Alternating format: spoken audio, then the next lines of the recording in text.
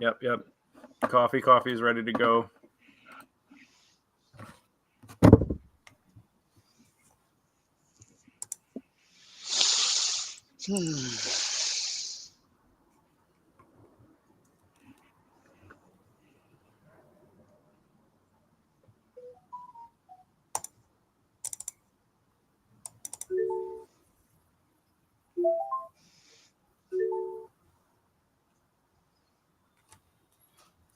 Nice.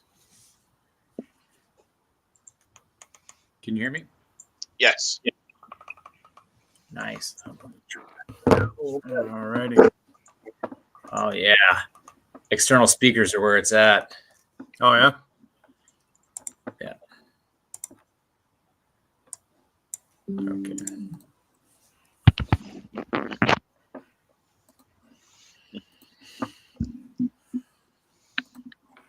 I always have a problem with the mic picking up the speakers, which then feeds. I just never get it right.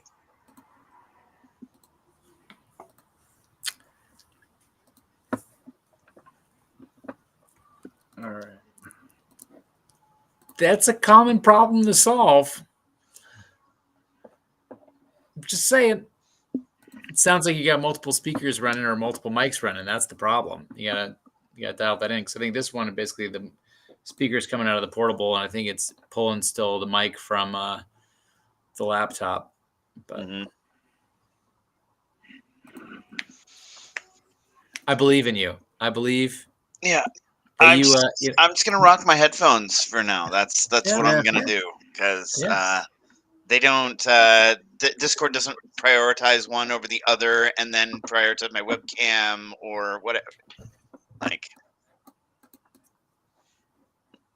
there's no. Someone sends me a message and it changes the settings, and I'm like, well, I don't fucking know.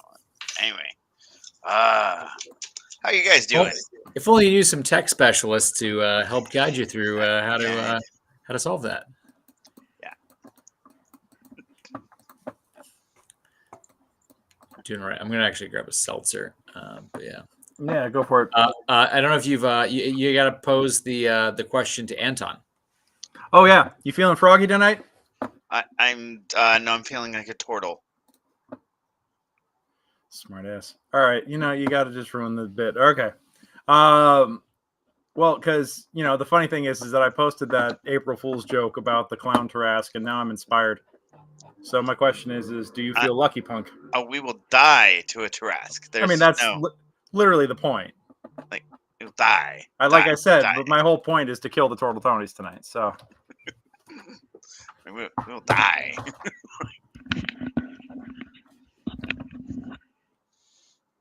I don't know. Do we have a couple of bags of holding?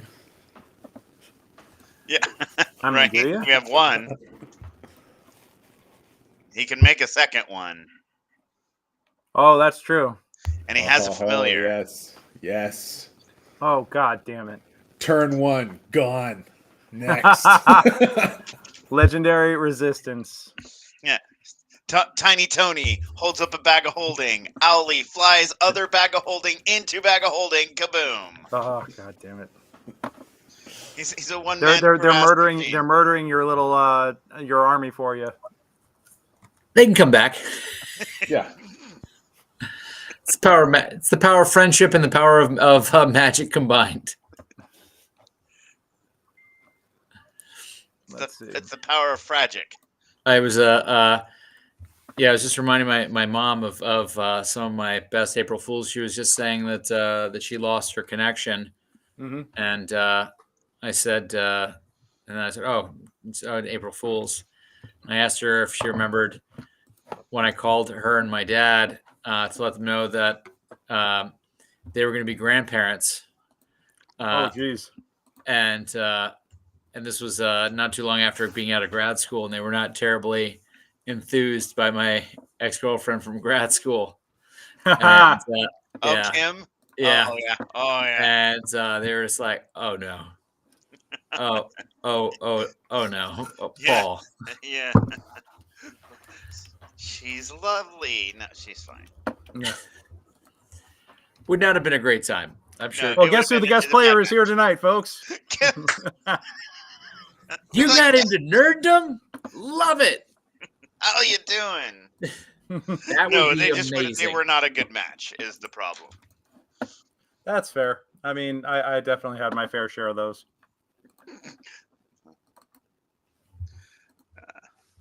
I refuse to answer that question on the grounds that it may incriminate myself or my person.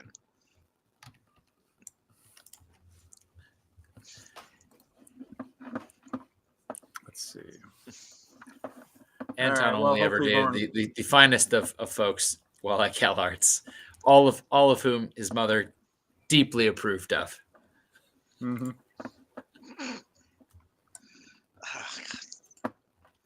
One of them, she just was late to breakfast while also being Southern.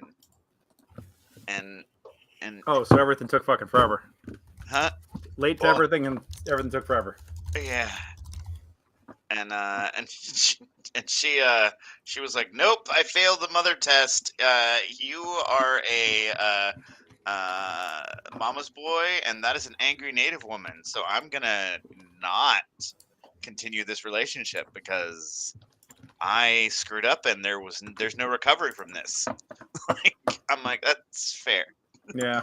See, now if you just gave her the tip of buy her some turquoise jewelry. Oh boy. All would have been forgiven. You know, I wanna call Paul out for being like accurate. Accurate. Like I wanna call he's very accurate. My mother loves. I love turquoise. I mean, it's just one of those things where most people will be like, "I'm mad," and you'll be like, "Waffles and bacon," and they'll be like, "Okay, yeah, still mad, but slowly getting better. Less mad, yeah, marginally, or even butterly." Get out! That's it. I'm definitely killing all you fucks tonight. Yeah, sorry.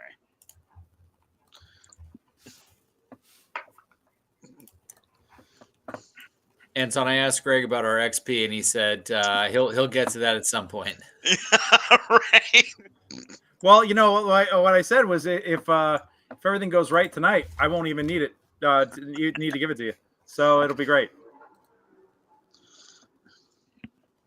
I don't think there are Tarasques on Dark Sun. Just saying. Yeah, I'm aware. You act like I didn't think this through in the 5 minutes it took me to come up with this bullshit idea. Wait.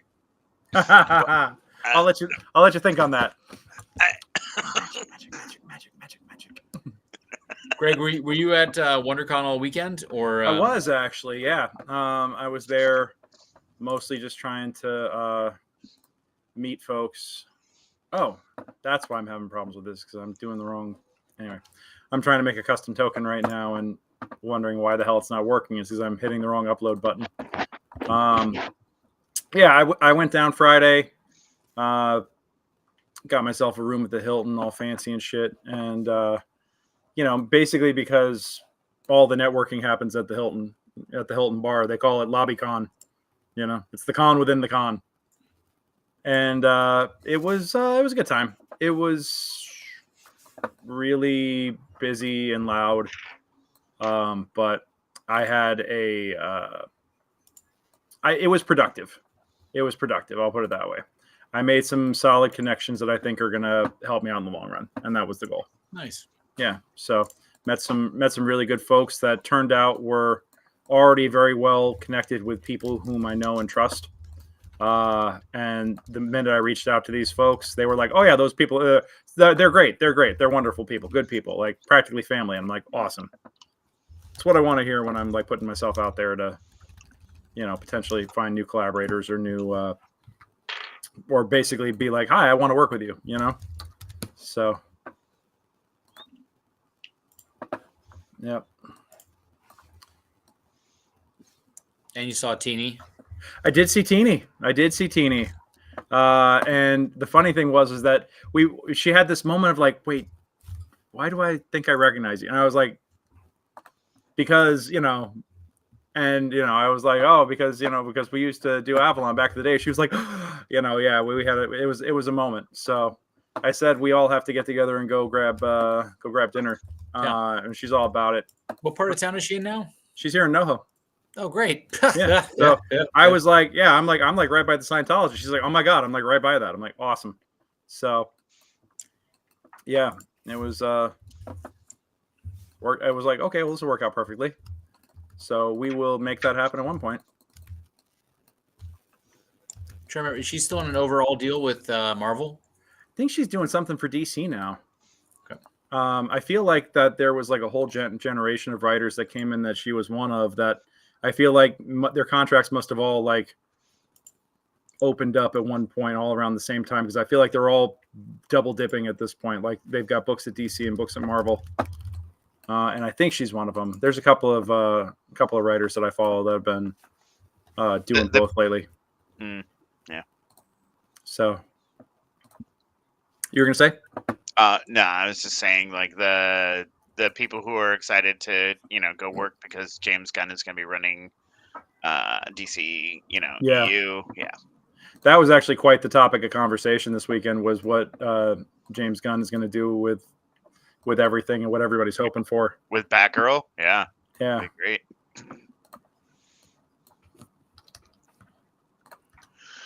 Yeah. Let's see. All right, put that guy.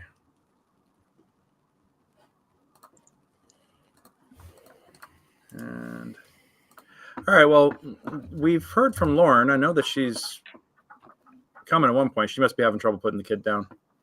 One of the kids down. I mean, if she's got so much trouble putting them down, I'll just 2 in the back of the head, guys. I mean, that's just SOP, right? That's all I need. Yeah. The kid, you don't even need 2, just 1, dude. Yeah. And by that we mean shots of whiskey. Yes. Not to the children either. Not either. Neither of those things. April Fools. Yeah. So. Look. Sure. Yeah, April Fools, definitely. Yeah, a little Irish sleep juice. Yeah. Didn't do me any harm, So. It's food. Yeah. All right. We are, of course, all joking, and none of us would ever give alcohol to a child. But we might shoot one in the back of the head. I would do it.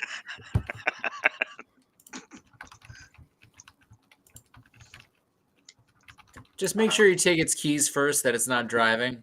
Yeah, exactly. See, apparently there's an article I need to find this Mom was telling me about a 9-year-old kid who got pulled over for speeding, who said he was late for school. Oh wow! And I'm like, I want to know more about this story. There's a lot of links in this story chain here of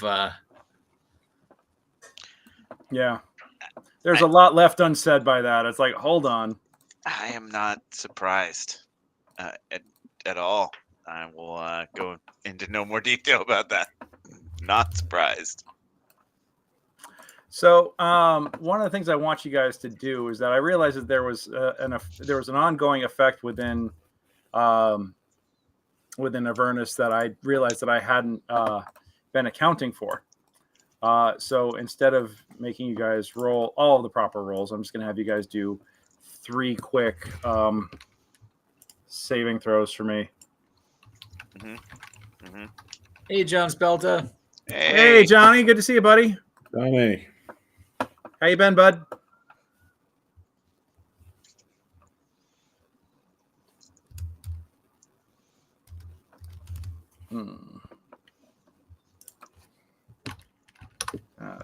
I want to say, I think it's a charisma save.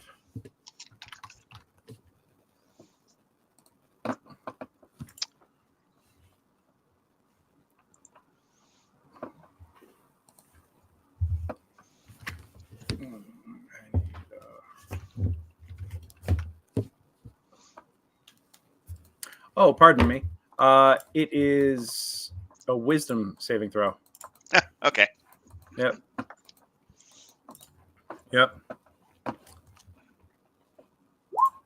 I got a 22.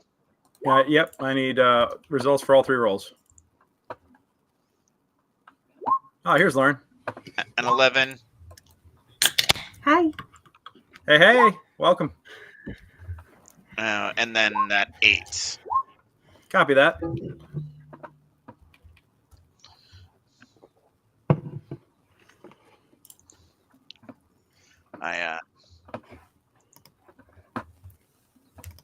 All right, Tony got a 9. Matt, you're actually exempt from it temporarily. Cool. Because of the state of your, the nature of your current state. I got a 9, a 5, and a 6. Oh, fantastic! Brilliant rolls. I love it. I love it. Lauren, I need a wisdom saving throw from you, please. I thought you said you wanted 3. Or did you? Yeah. Well, yeah, I need 3. 3 wisdom saving throws. Okie dokie. 1 second. I need to queue up all the. Had to go wisdom. Couldn't go intelligence or constitution. Why would I make it easy for you guys? And actually, this isn't me. This is the book. Oh, no. So, correction. My rolls are a 25, a 14, and a 9. Got it. All right. Sorry, 1 second. All good. Okay. Here we go.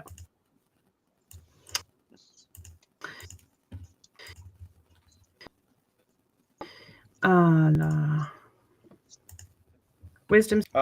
Wisdom.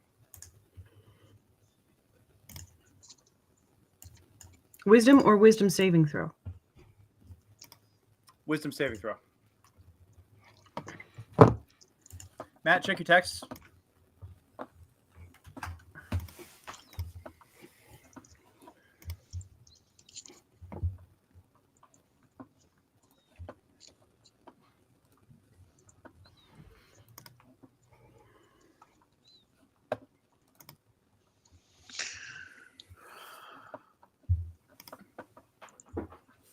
All right. Let me grab my coffee real quick, and then I think we'll get this train wreck rolling. Lauren, you didn't happen to surf Facebook earlier, did you?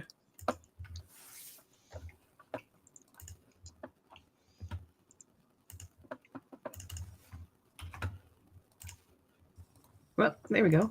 Oh, wisdom. You got a 4. Fantastic. Okay. Wow. You didn't happen to look at Facebook earlier, did you? No. Got it. All right. Don't worry about it. Oh, God. Nothing to see here.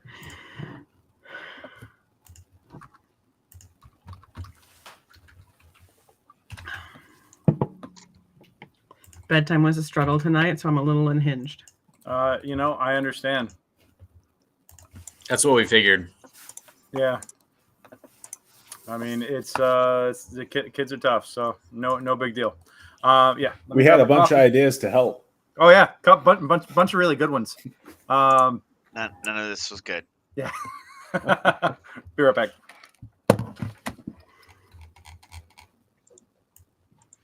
Okay, I'm looking at the brutes thing. I'm not seeing anything. What's going on?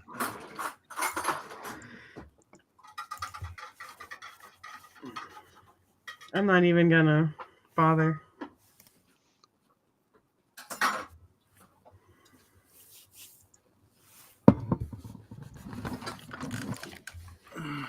All right, I have my coffee.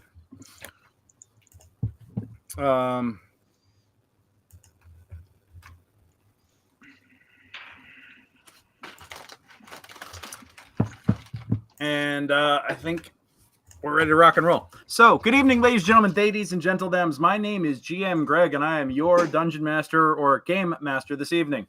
Welcome to Tales of the Tortletonis for April Fool's Day, April 1st, 2024. Absolutely nothing could possibly go wrong here tonight. There will be absolutely no shenanigans. There will be no craziness. We are running a serious, deadpan, completely straightforward game tonight with no crazy whatsoever. Yes. My name is Greg. I'm a professional game master, professional dungeon master. I run multiple systems, but tonight we are playing D&D 5e. It's Tales of the Tortletonis. We've been playing this campaign ever since the pandemic, and this is the best thing that came out of it, at least for me. You can't take that away from me. God damn it. Out of everything that came from the pandemic, this by far is the best. Everything else can fuck right off. But yes, my crew here tonight of bold, brave adventurers are... Well, I'll let them catch you up as to where we are right now. But in the meantime, I've been gaming with these folks for 20 years. So for some of them for over 20 years. So you're going to see some stuff that's a little fast and loose. But if you want me to run a game like this for you and your friends, you can book me. You can just book me right at gmgreg.com. I have it here. Here we are. Yeah, book a session with me. There's my lower third. gmgreg.com. You can go ahead and book me there. I will run games in person. I will run games online. I will run D&D. I will run a number of other systems. They're all profiled on there. But I will be happy to give you a storytelling encounter that you will be talking about with your friends over the water cooler, or over lunch, or wherever else you like to socialize, over Discord, wherever you want, for a good long time.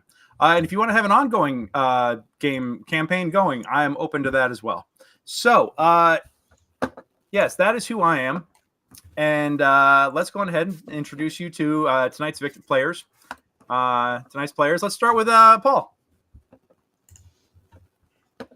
Hello, I'm Paul Masterson, but in this world, I play Anthony Tony the Toolboy Tortletoni. I'm a dual class artificer and wizard. I'm here to, bring justice to the bad guys, support my family, both by shell and by choice.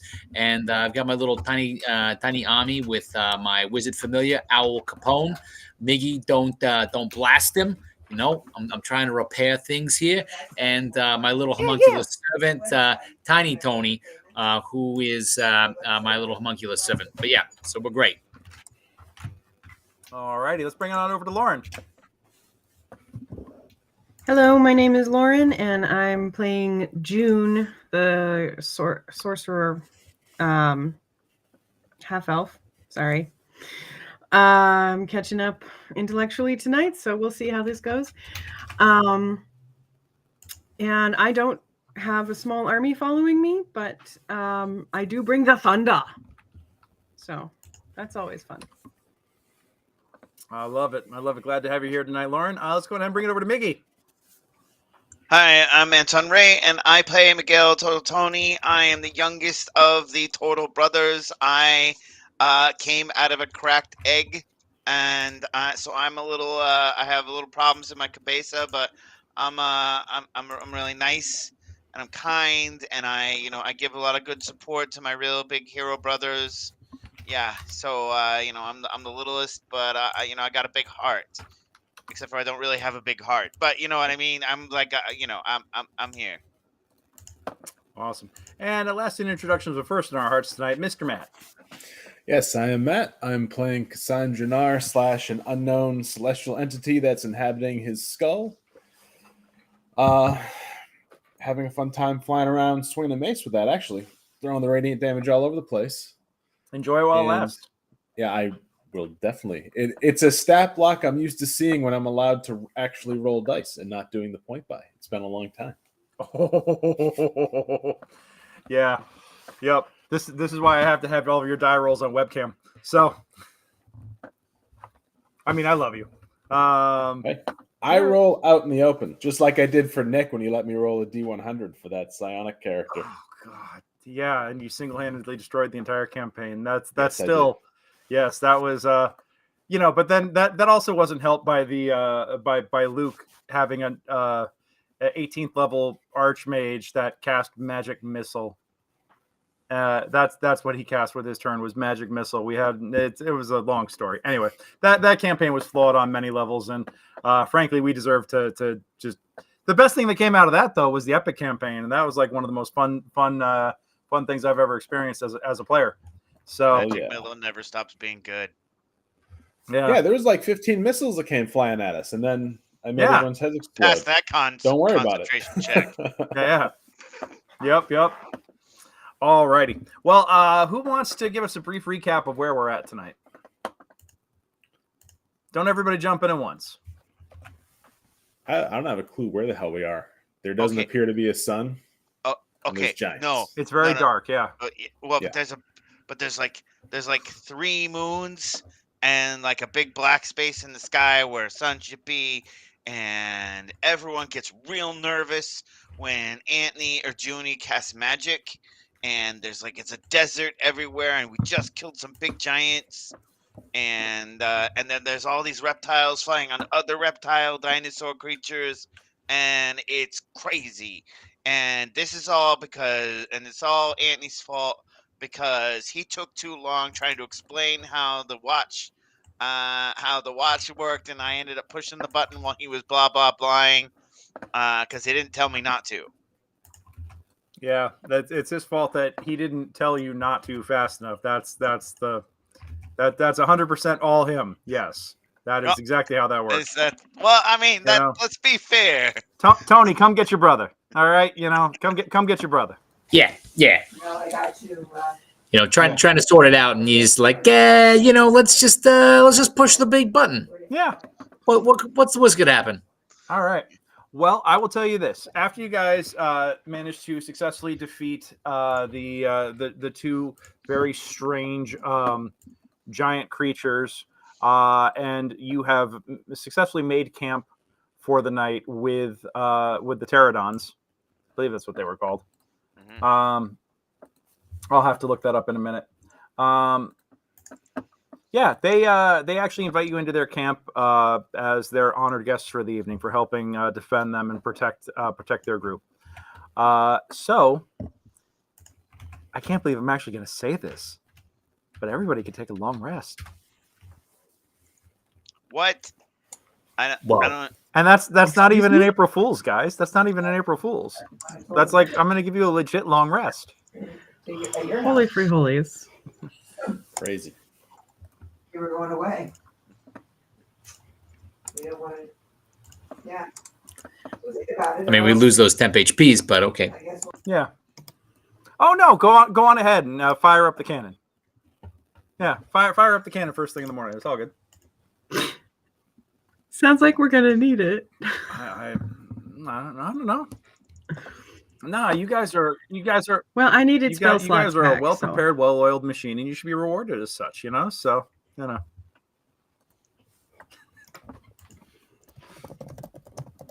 Did we get our other XP before that long rest in case that leveled us up? Yes. Yeah, fuck it. Why not? Yeah, you know what? Give me a second. I'm gonna. Well, yeah, I haven't actually given it to anybody. But let me see.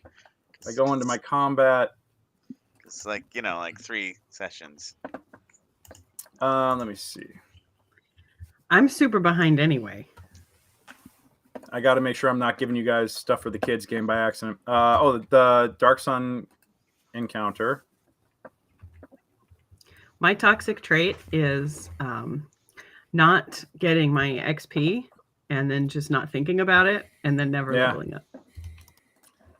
And you know what? Let me just take out the allies real quick.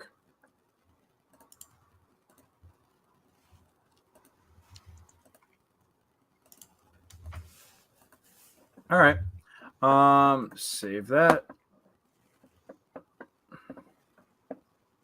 Let's see. That is 2,500 experience each for the giants.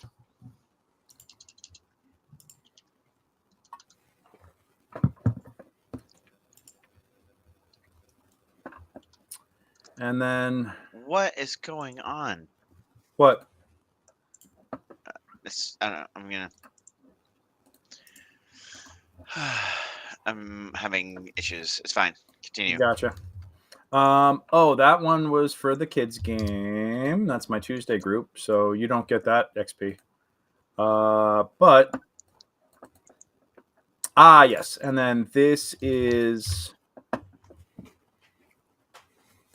you guys each get an additional 725 XP for the pack of gnolls that you guys fought breaking into the camp. Yeah. And I'm pretty sure. Was there one more combat encounter? No, I think that was it.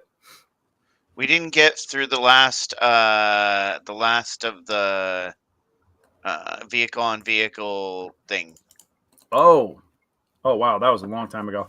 Yeah, 750 or 725. 725. So, 725. So you guys should have 32.25 each now.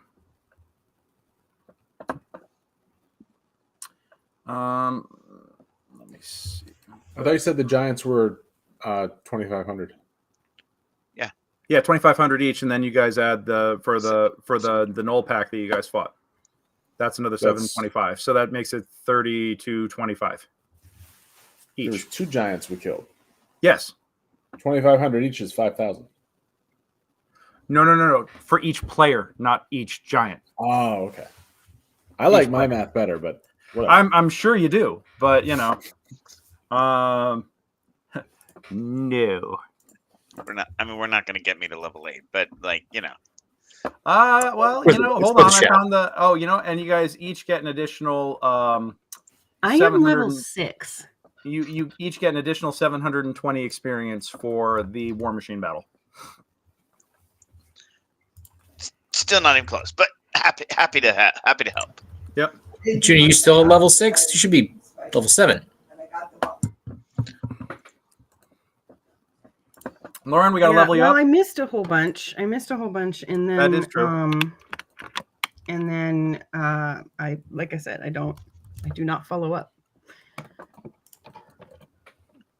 That's on me though. Like it's my experience. My experience is my responsibility. So it's all right. But if you are, if you've got enough to level up, you should do that real quick. How much did you say was the extra for the vehicles? 720.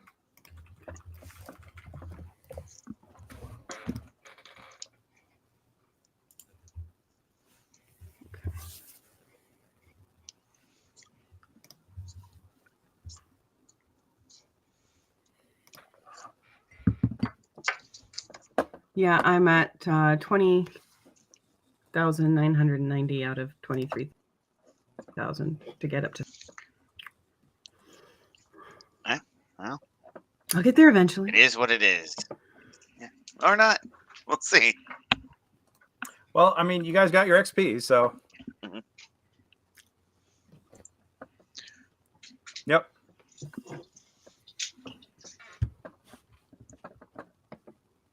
All right. You sleep through the night. Does anybody need to level up or do anything like that real quick? Because this is your opportunity to do so. Not here. Okay.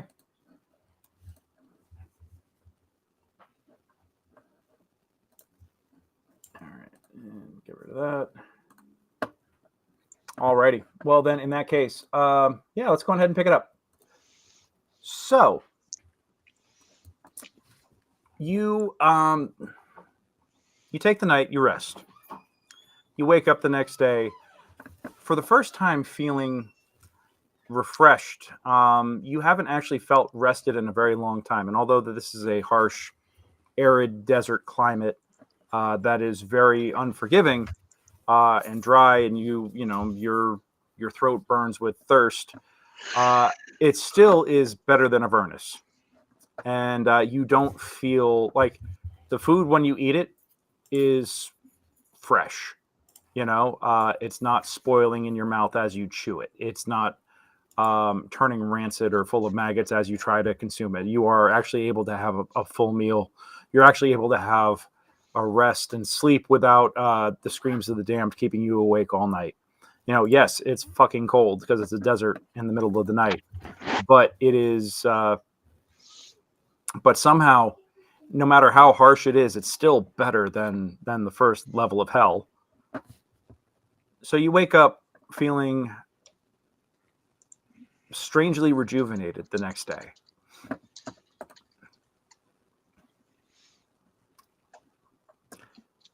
What do you guys want to do?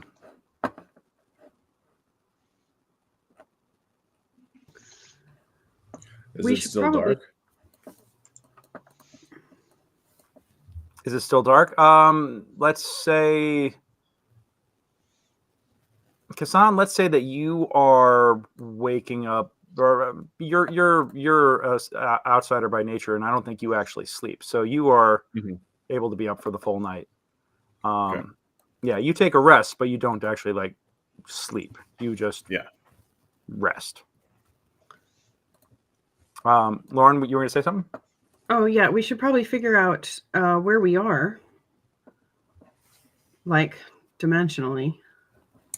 I think what we were also we realized I was doing the ritual of comprehend languages. If we're still there, to speak with the group. Now they were. Correct me if I'm remembering wrong. They were communicating with us telepathically before, right? I think what was actually happening was that Miggy had cast speak with animals on their steed, and that was like the general communication that was happening. Okay. Thank you. I will say that after spending a night in their presence, you do actually manage to get enough of a handle on the language that you think you could magically comprehend what it is that they're saying at this point. It takes a while. It's almost like a universal translator in Star Trek. It needs a little bit of a, baseline. You need a bit of a baseline for it to be like, oh, okay. And finally, after a little while, it does click in, and you recast it as a ritual before it fades out, and suddenly it's like the scene in 13th Warrior where he's sitting around the fire and he's progressively picking up more and more of the language.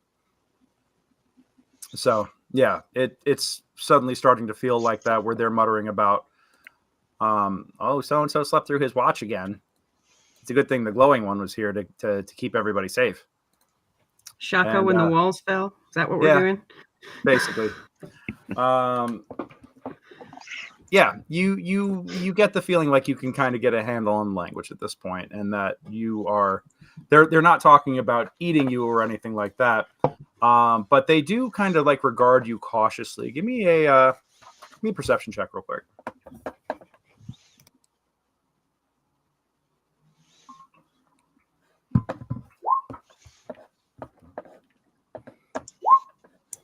Three. All right. Yeah. You see, you kind of hear them muttering, like being off in a corner and muttering to themselves, and you don't want to like invade the privacy.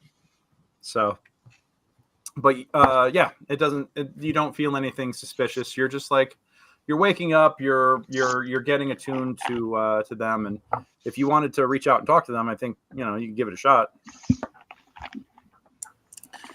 Yeah, I'll try and talk to them and be like, "Hey, we're very happy about the hospitality here, but what do you call this place?" Oh, you speak so formally.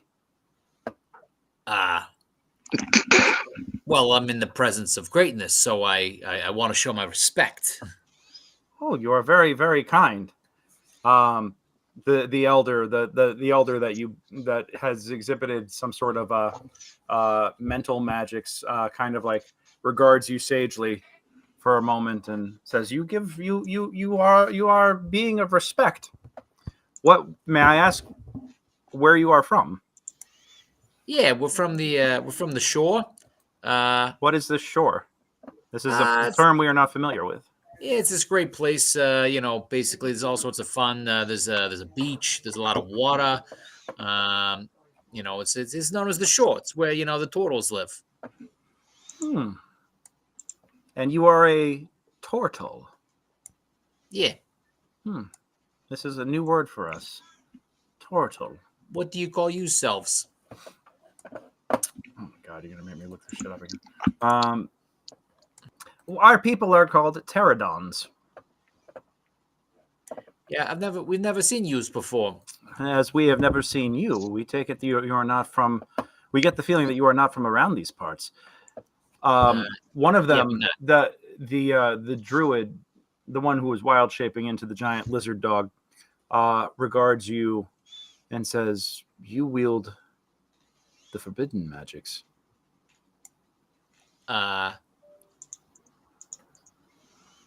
What kind? What you talking about? The arcane magics? Is that what you call them here? Is that what you call them? Arcane? Yeah. We call this magic life-killing. For every time someone casts from that source of energy, part of the world dies. Like a tree, like suddenly falls down, or like somebody, like the very essence of the very essence of existence is drained and extinguished bit by bit. has it always been that way, or did somebody as long as we can remember, it has been that way since the Great Burning.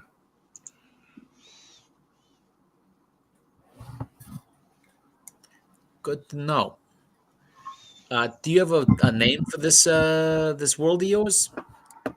Athos. Does that ring any bells? Give me a knowledge history or intelligence history.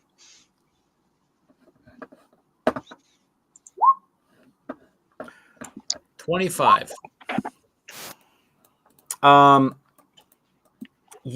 Okay, with a 25, I'm not gonna lie, DC was 30 to know a lot about it, but at 25, you are aware of the concept of the multiverse, and I mean, you've already shifted to hell, so you're aware of at least the lower planes, but you are and with a natural 20, with the -2, the natural 18 here, Anton, I'm going to say that the both of you have heard about the concept of the multiverse through different means. Anton, Miggy approaches it from more of a religious aspect. You know that there are planes of existence where where Saint Yig actually resides and exists, and that there is a place where all the good Yigites go and where everybody that doesn't follow Saint Yig is supposed to go, and you know that there are many other parallel planes. So the idea of this being some sort of parallel dimension is not foreign, but neither of you have any information about this plane specifically. So you get the feeling you did some sliders kind of bullshit.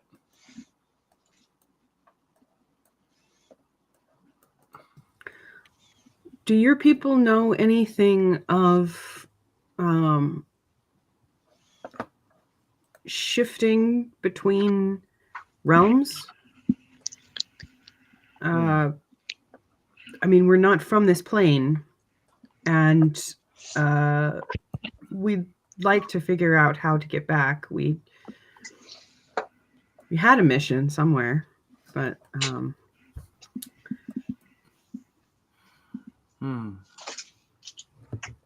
no, we have not heard of that. But your very presence here, your very existence here, and forgive me as I have taken a moment to get to know each of you a little better, knowing where you are from and how vastly different it is from our own realm. We now believe in the idea of parallel worlds, for we have evidence directly in front of us. But this is very new to us. This is not anything that we have ever encountered or dealt with before. Just as I'm sure that you have never encountered anyone with powers like ours. What? We've seen people who can wild shape like you do. What we call wild shaping. Oh, yes. Skinwalking. Yes, that I understand, but there are other sources of power here that I believe are not very common where you are from. Well, I'd love to see it. I don't think we've seen it just yet, but well, perhaps if you spend any length of time here, we can. There were demonstrations of it during the battle yesterday, but I can understand if they were missed. We were all a little busy, a little preoccupied in the moment. But yes, but I do believe that if you are going to find your way back, I imagine that... Anton, give me a charisma saving throw, please. Nope. The elder locks eyes with you, and you absolutely feel a presence in your mind. It is non-threatening, but it is reading your mind like an open book. You actually feel like all of the information inside of your, at least in the first few layers of consciousness, are open for this person's perusal. And it happens incredibly quickly, and he stops and blinks after a second, and he says, "Oh, you have suffered much." Who, me? Yes. Oh, I don't know about that. A lot of people have a lot worse than I do. But like you guys, it's like really hot and dry here. Do you guys have any big containers? No, we do not. But I believe that if you were to take the time to properly connect with that device that you have, you might be able to use it to get back to where you came from. Oh, okay. Anthony, you should probably do that. Yeah, I'll work on it, doing do it. Oh, do you guys want some water? I can summon up some water for you. Oh, that would be wonderful. Yeah, if I can, let me. Get a bunch of things together, and then I just cast a level 1 summon, create water. Yeah, they everybody kind of freaks out at this, and they all immediately, they you could tell that they're trying to restrain themselves and be polite in front of the guests, but everyone is incredibly excited at the idea of actually having real water, even if it is divinely summoned. And they consume it with great relish. Not a drop is wasted. Right, and I say, hey, thank you. We really appreciate it, and those giants were big and scary, and we're glad not too many of your people were hurt. It is Athos is a dangerous place, and it is our lot in life to roam the desert in search of safety, with danger constantly on our heels. Sadly, our tribe was once much larger, and this is what remains now. Oh, sorry, Greg. I actually wanted to because I had like 2 levels. Was it 1 or 2 level 3? I can't remember now. I hit the long rest button. I had multiple. I believe I had multiple level 3 spell slots left, and they had 2 people who died. Okay. And a minute hadn't gone by, and I wanted to revivify them. I'll allow that retroactively. Yeah. Yeah. Sorry, we ended right at the end of combat, and it was going to be the first thing that I was going to do this game session. Yeah. All good. Yeah. No. I'll allow that retroactively. Yeah. And they take the moment to acknowledge the fact that you were able to restore our brothers to life. You are protectors of our tribe, and we are incredibly grateful for you and your siblings. Well, I don't know about that. We're just doing what's right. Well, I believe you should take the first opportunity to get back to where you belong, for I sense that you have much to do. Yeah, it's not good for our skin here. It's very dry. Yes. It's not very good for your minds and hearts where you must go. So I would say tend to your souls. Tony,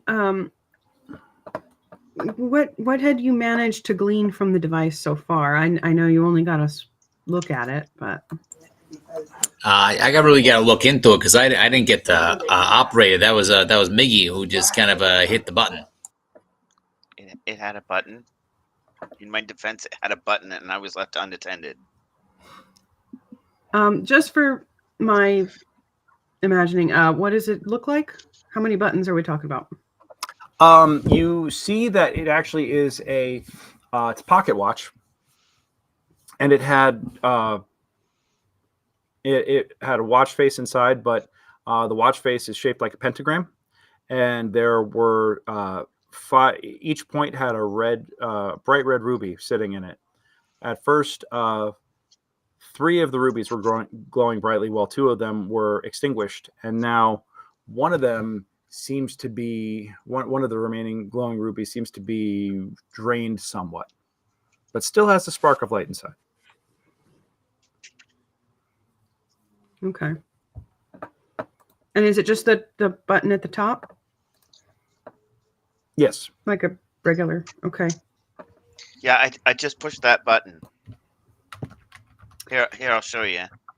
Is there any is if I can examine it, is there any like mechanism to shift the face at all? No.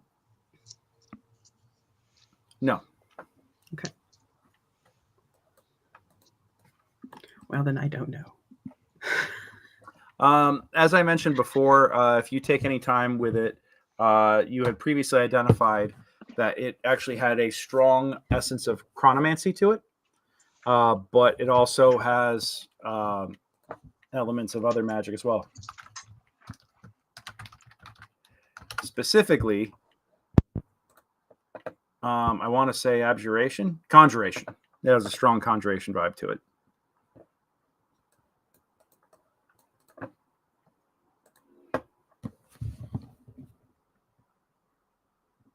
So I don't have any good sleuthing spells.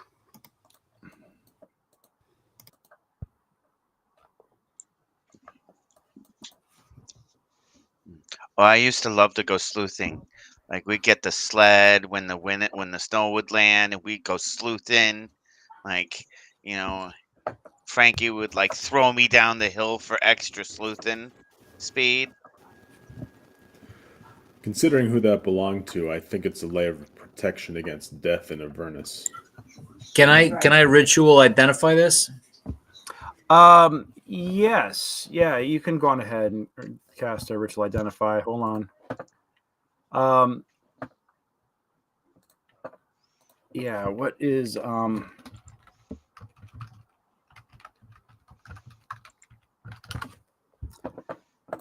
I'll help. Yeah. Go on ahead and give me an Arcana check with advantage. With guidance. With guidance, because you also, because this is an arcane device, but this is not a common school of magic, and this is not anything you have encountered before. Okay, so with guidance, wow, double 11s. Okay, but let's get the the D4 going.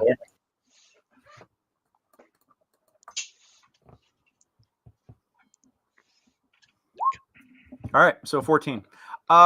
You get the feeling that this is... You could tell that this comes with a cost when you use it. That it actually takes a very substantial chunk of life essence in order to power it when used properly. But you get the impression that its primary... the primary spell that was cast into it was Time Stop. But there's also a reversal effect built in there as well. So you think that if attuned properly, this thing could actually rewind time a certain amount to give you a second chance at things. But if it going between planes is not its primary. No, not at all. No. Basically, you recognize. I will also say this: as you are taking the time to identify it, you're wondering like why the hell you're picking up strange surges of conjuration, and you realize that it's because it was actually damaged. It looks like it actually was damaged in the fight, and as a result, or in the battle where you'd found it, and as a result, you are holding something that lack of stability plus no attunement means that it was basically a wild magic effect when it went off.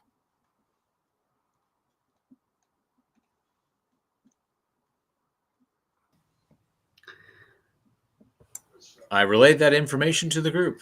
Okay. But you think that if you spent a little time on it, tinkering, perhaps you could fix it. And then if you were to fix it, it would be, you could probably reverse the effects of what landed you there. Yep. I'm going to start working on that. Yeah, Miggy, what you thinking? First of all, what's a wild magic effect? Second of all, what's a plane hop? Third of all, what is chronomancy and what is I forgot everything else. Conjuration. Yeah, there we go. Yeah, what, man? You know, Frankie uses wild magic. It's kind of like chaotic, and you pull it kind of from the, it can do all sorts of different when things. it gets really angry, and then Yeah, weird shit happens. Yeah, it's a little less focused, a little less controlled. Yeah, plane shift, kind of like how we went to heck. We're not. I thought we fell through a portal. To heck, yeah. So, okay. We went to a different place. Yeah. Same. Okay, yeah. So we got to push the button to get back there, and then fix it, and then because don't we fix it, we can't get back there, right? Because it's broken is what brought us here, which made us jump through a portal to come to this place. Then if we fix it, then won't we just go back in time for this place? How do we get back to where we're supposed to be? Which I guess is Avernus, because I guess that's where we're supposed to be now. I don't really like it there, but I don't want to go back there. But we got to for some reason. I don't really remember why. But oh yeah, we should do something about him. Yeah, I'm thinking right now that at least it's feeling I got to take a look at this again, that basically the way this thing is designed is to basically go back, and then when you click it again, you go forward. So the whole thing is it still seems to be like, I got to fix it so that I don't deal with another wild magic sort of situation of where it might take us. But I got to examine it a little bit.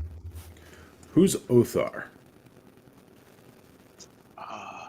Well, Othar was the priest, the not high priest, but like the local, like highest ranking priest for the religion that kicked me out for being too good. What sort of weird religion were you following? Oh, I was a disciple of Saint Yig, but then they had like a zero tolerance to any undead creatures, and they didn't understand the difference between something that was undead versus something that was kind of alive, kind of not dead, and kind of like things that were like an animated thing, but it was something was trapped, and like it's kind of wild magic stuff. Yeah. Well, it was just there was an accidental like spell disrupting, and like anyway, but they weren't undead. They were just not like fully alive, and so there was no distinctions. Like soul makes up like because of the simulacrum. Yeah, one of those. Right. Yeah, a simulacrum got broken and then miscast, and then an elf soul ended up in this dwarven zombie's body. And the dwarven soul ended up in an elf zombie body, but they were supposed to be alive, so we had to like kill them and then bring them back to switch the souls and put them back in. And because we did this, Yig was like, "This is an affront to our something rules that I kind of remembered." But it's just like we were doing the right thing, and like they weren't interested in helping people. They were just interested in rules. And they weren't good. They were hurting people with what's supposed to be goodness. So I got kicked out. Sounds like a better predicament for you. Justice should take precedence over rules. I guess. Fairly sure I've heard Tyr call Yig a lawful asshole.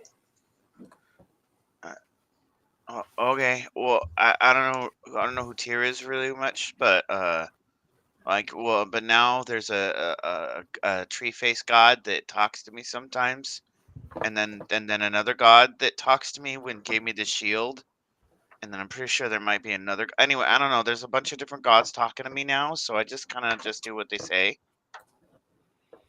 Only do that if you feel they're worthy of your actions. Well, I mean, I'm still just going to do the right thing. But, as long as what they say is also the right thing, I just do it. Because they're all really smart and it's confusing.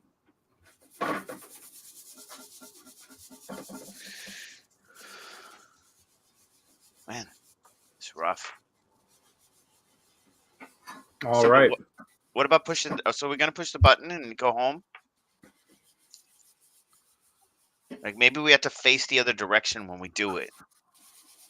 Ooh, what if you held me upside down and then I pushed the button? Then we might whichever way we fell, we go the opposite, right? So then we go home.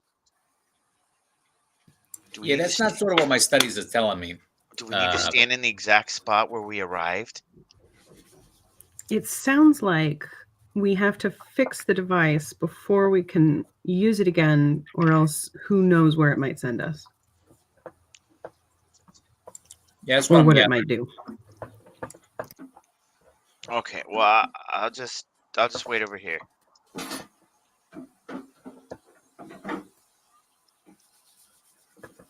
All right. So what do you guys want to do? I cast Goodberry and hand out breakfast, and then. Okay. Well, that's my assessment, Greg. Right, of the aspect of like get to work. All right. Give me an Arcana roll.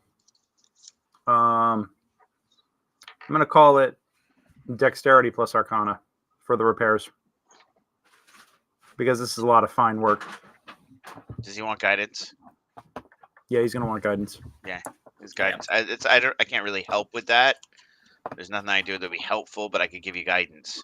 Dexterity interesting. So roll Arcana and then instead of intelligence, use your Dex modifier.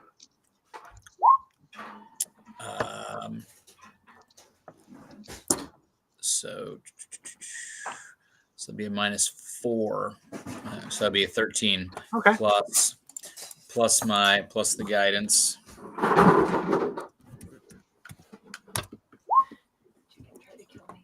All right, so you got a 16. Yep. Okay. I'm going to say that you spend about a good hour with it tinkering, and during this time working the repairs on it, you actually do wind up attuning to the device. You feel confident in the idea that you have functional again, and you are reasonably certain that it should function as intended. Problem is that functioning as intended just resets time, is what you've come to realize. It actually sets you back anywhere from a few minutes to a few hours in a day.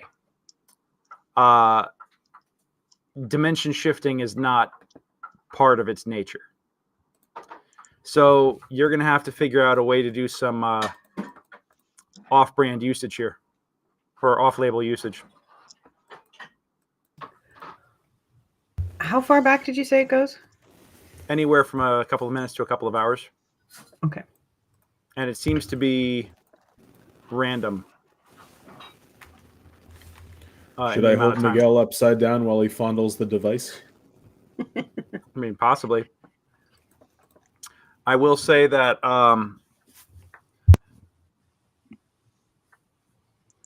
let me see. What is the best way to describe this? Paul, having taken the time to get to know this a little bit more, like spend some time with this device and get attuned to it, you do get the feeling that if you, in this plane of existence, if you actually channel some corruption through it, that it'll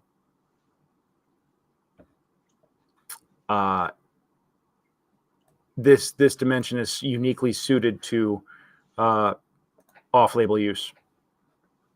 The energies here, I should say. Also, I'm going to text you something real quick.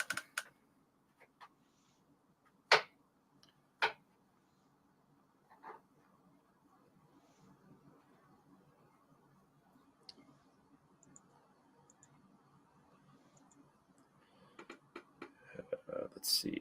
I want.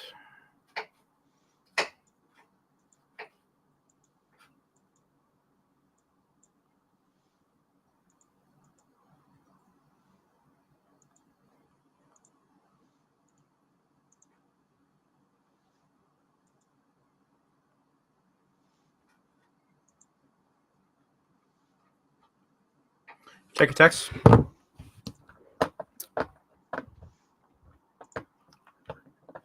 And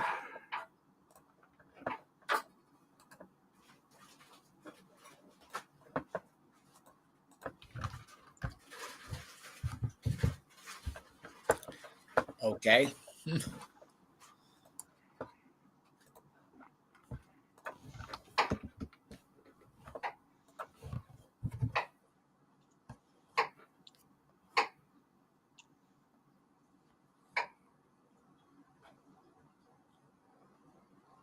wrong one.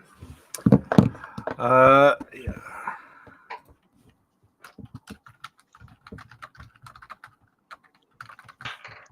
All right. Oh, I have an idea. I have a terrible idea. What's your terrible idea? Okay. All right. So, we have the horn, the sending stone, the horn thing. So, like, what if we attach that to, like, wired it into the magic item to use that as a homing signal for where we can, and so we break it back how it was, but we fix it with jump it with something that knows where we're going. And then as we're doing it, we hit the mend. We mend it as we're going, so that way we go back. So it once we cross in, it sends us back in time, and it does both at the same time. Right? You can just magic that up and make that work, right?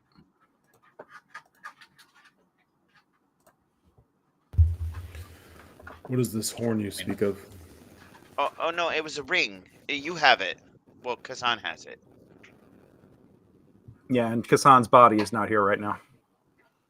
Casan's body is not here? No. Oh. Well, that's a problem.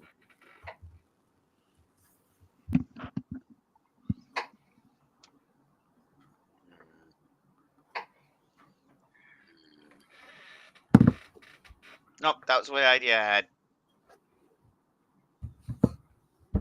Paulie, what you want to do? Do we have any? I guess do we have any unfinished business here that we gotta chat with these fellows about? Otherwise, I think I figured out a way to get us back.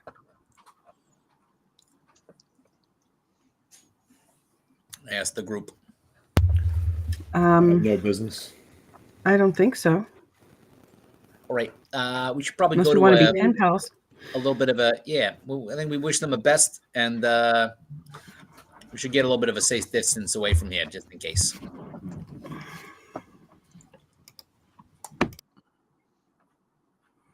All right. You guys all head off to a safe distance? Okay. Cool. You guys head off a couple of dunes away. And after about 10-15 minutes of walking, you've gotten out of general eye shot. And give me a round of perception checks real quick.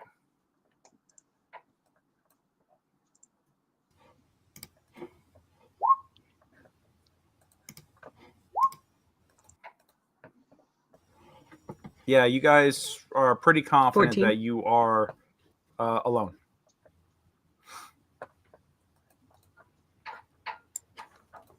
We're never alone. We're family. Yeah. Well, yes. All right. Plus, I have Frankie in a helmet.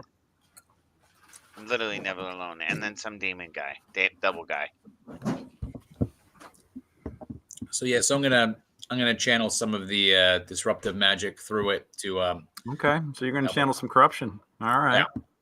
Yeah, you actually do feel the very sands kind of like elevate up from the ground, shimmering as you activate this item.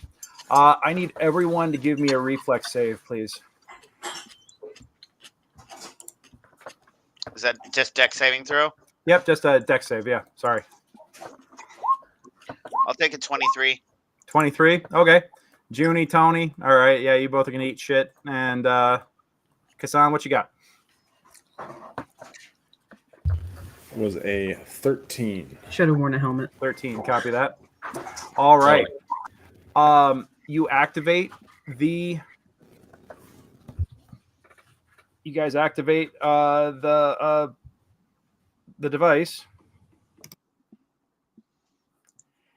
And you actually feel the world stretch around you and seize, and suddenly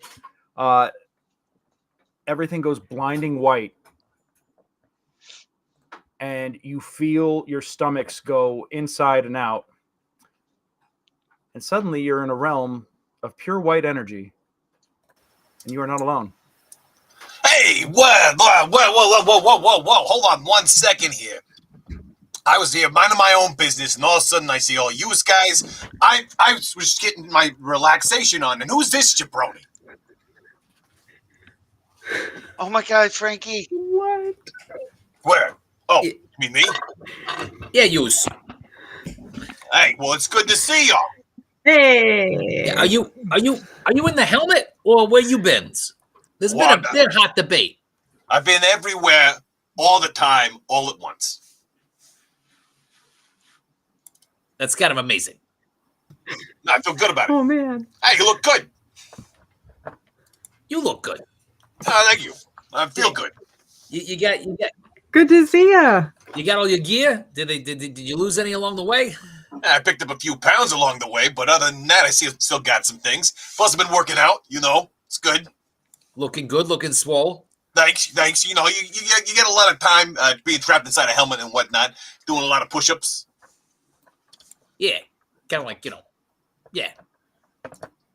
Like you remember when Uncle Joey went down for a little while, and he came back and he was all big and huge. Yeah, when he went to when he had to go away to the big house for a little bit. Oh yeah, it's like that, except the house is a lot smaller. Gotcha. And you have a lot of cellmates or buddies on the block, or you got anybody else in here? What? Hey, what are you trying to say? I'm just asking if we got other people that we either got to like make amends with or make even with. I'm just saying, like, I want to make sure, like as Mama Tortletoni said, like if they deserve a lasagna, give them a lasagna. If they deserve a slap, give them a slap. She does say that. Yeah, it's the thing. The wonderful thing about lasagna is that it understands the layers of people. There's a layer for everyone. Yeah. But the real thing that I need to get even with right now is getting trapped in a helmet.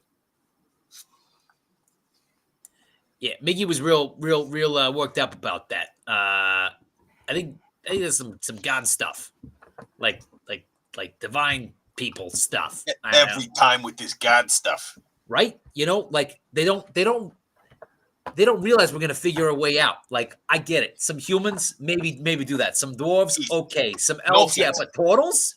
Look, come on now. Like it's just silliness. We can't carry our armor around everywhere. You can't hurt us. Yeah. You put us in a helmet, what are we gonna do? We're gonna find a way out. Because like we already are a helmet. We literally walk around with a body helmet. It just doesn't make any sense. Boom, head comes right out. So anywho, pop. Are we in the helmet? I hope we didn't all just go inside the helmet right now. Wait a minute. You come in here to try and rescue me from inside a helmet, and you get trapped in a helmet? I'm wondering. I'm really wondering that right now. I'm looking around. Anybody?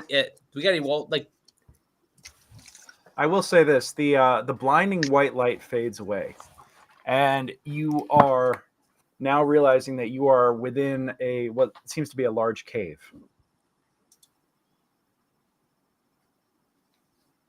All right. Well, this is different. Yeah, I was gonna say, Frankie, you recognize any of this? I do not. Is this where you came from? No. But it's good that it's not the helmet. Yeah. It's an improvement. Like the light fades to darkness. As you know, the white light leaves your eyes, you actually do feel like it has gotten to be completely dark in here at this point. It's just one of those things where right, after you got light in your eyes, you can't see nothing because it is getting very dark. Oh, wait a second. It doesn't matter. I can see in the dark. And you are not the only one. I'm going to cast light. Crap. Yeah, you hear you cast light, and your light comes up, and immediately there's about an 8-foot tall humanoid with red-skinned humanoid with horns, wearing a black cloak, standing there directly in front of you. Careful with that. My incandescence goes up. Oh, put it away. This is neutral territory. I'm not here for you. I got you neutral right here. Come on, bestie. That did not crack as much as I expected it to when I did that. Come on, bestie. I thought we were going to do crunches later.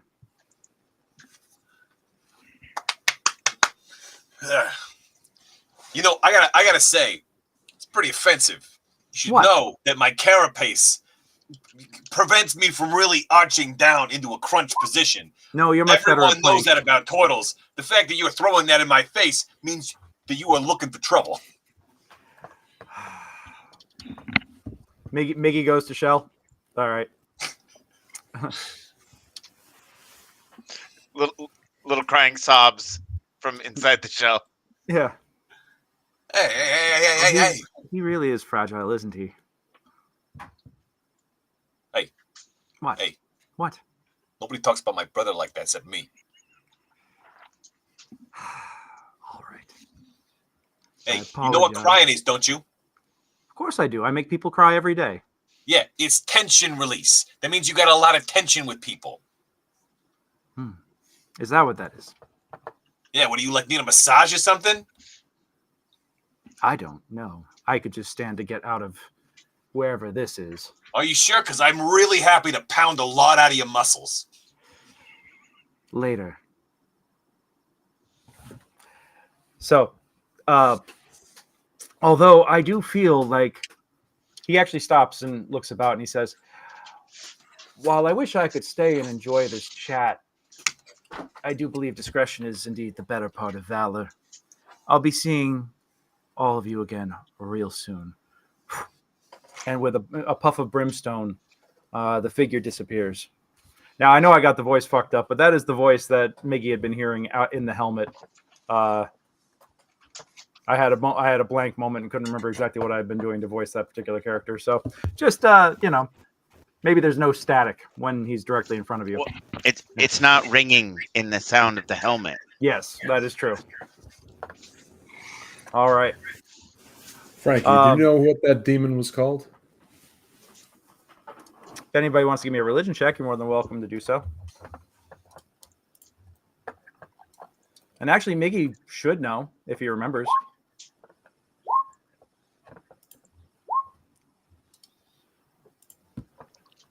Miggy's not talking right now. Yeah, Miggy is definitely not speaking at the moment. But Junie, Tony, both of you don't. Casan, you definitely don't. But I will tell you this: you do recognize a archdevil when you see one. Mm-hmm. Although that particular one escapes you. But you get the feeling that Miggy might. It said we were on neutral ground. Does that mean anything to me as far as where this might be? You definitely are not in the material plane. You are definitely not in Athos. You are definitely not in the helmet. You are definitely not in Avernus or Celestia at this point. Matter of fact, I want you to give me an insight check real quick. Is a 15? 15. Yeah. You're I'm going to message you on Facebook.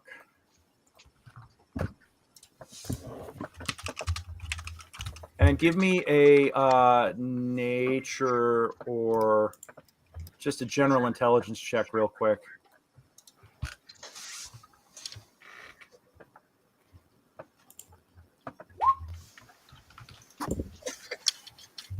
7 intelligence, unless you want proficiency bonus added to it. You can go on ahead and do that. Yeah. There you are. And it's an 11.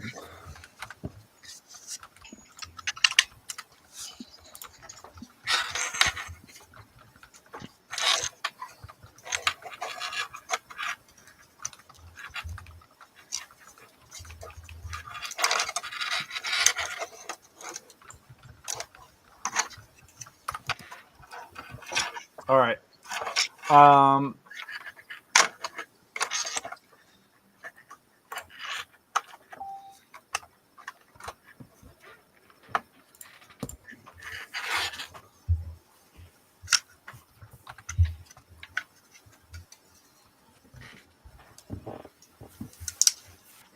Also, I will,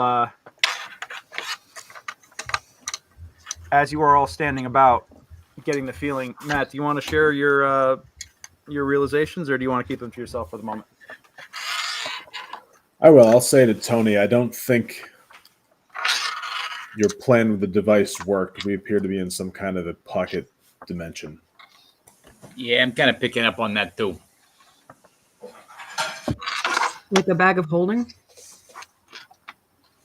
I think we're inside the helmet. Tony?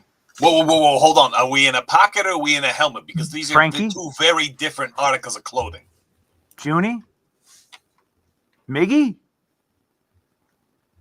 Is that really you? Well, who's this now? And as you turn around, you see standing before you, bruised, battered, bloodied, certainly looking worse for wear, but standing there before you is Casan. And with that, we're going to go to break. We'll be right back. Okay.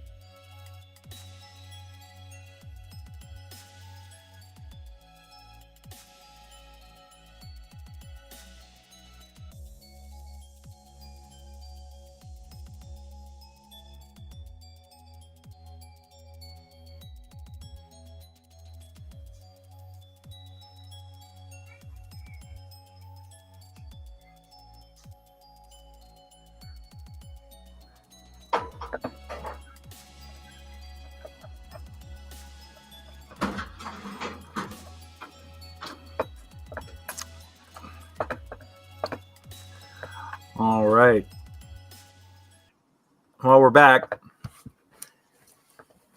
Johnny, thank you so much for joining us tonight. I hope you're having fun. Looks like you're having a good time. I appreciate someone who's been following the plot line about as well as we have. Perhaps better. Yeah, perhaps better. Perhaps so. Probably.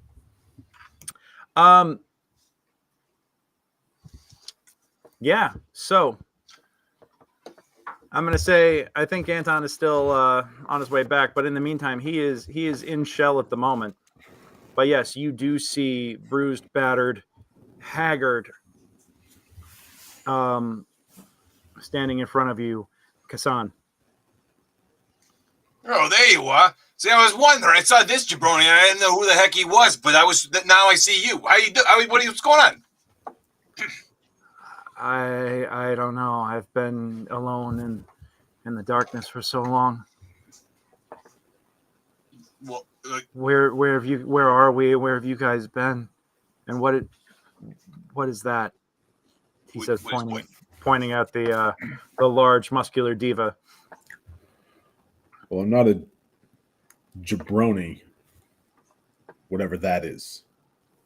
Oh, see, a jabroni is what you are, because I don't know who you are, and you're over here and you're hanging out with all the rest of my family here, and I don't know you. Well, if you don't know me, then I can't be a jabroni. It's kind of a catch-all term. It's kind of like who's yours? Yeah. So I don't know you. That makes you a jabroni. Hey! This guy over here, he wants to start something. You getting offended at the term? Are you offending me? I don't know. Do you want to be offended? Do you? I'm feeling a little offended. I want everybody to roll an insight check real quick. Okay.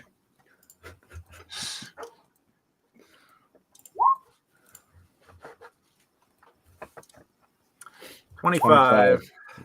6, 15, 20. Oh, oops. All right. It might help if I actually press the tabletop thing. I have a 20 on my thing, but I got like 20 total. Yeah. June is off examining a cave wall or something. I don't know. I will say though that as you feel you sense it before you feel it, but everything starts to shake briefly, just like the briefest. You sensed it before it happened, but there was just like the briefest tremor, and a little bit of dust trickles from the unseen ceiling above. It's been so long, guys. Why I can't. I've been here alone, and I can't feel anything. The last thing I remember was putting on the helmet, and there's been nothing since. Wait, you've been wearing my helmet? The helmet which I have been trapped in as well? Did you get stuck in this helmet as well? Because I can tell you right now, it's not great. It's not a great experience. No. If this is inside of a helmet, then I don't know what it is. But he's got kind of like this thousand yard stare. And he says, I've been cut off from everything and everyone. I've been alone here.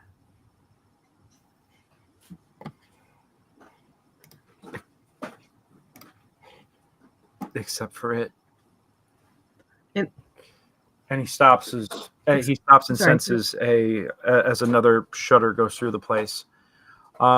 Junie, as you're looking around at the walls, you actually see that while this seems like a big empty chamber, there actually is a subtle curve to it there's a subtle counter curve to it that as you're walking through, you realize that there's like some sort of an illusion in play here. And you kind of like, or like a optical illusion. I mean, not like a magical illusion, but like an optical illusion where as you're walking and following along the edge of the wall, you find that you're actually turning into it and going down a passageway. And as you turn back, you realize that you've kind of lost the rest of the group. But as you press on into the darkness, start to hear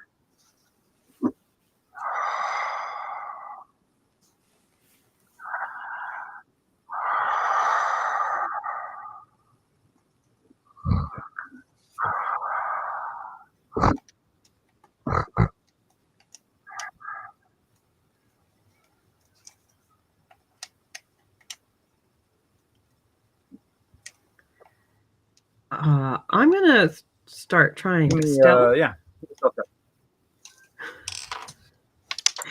Does anybody else hear that?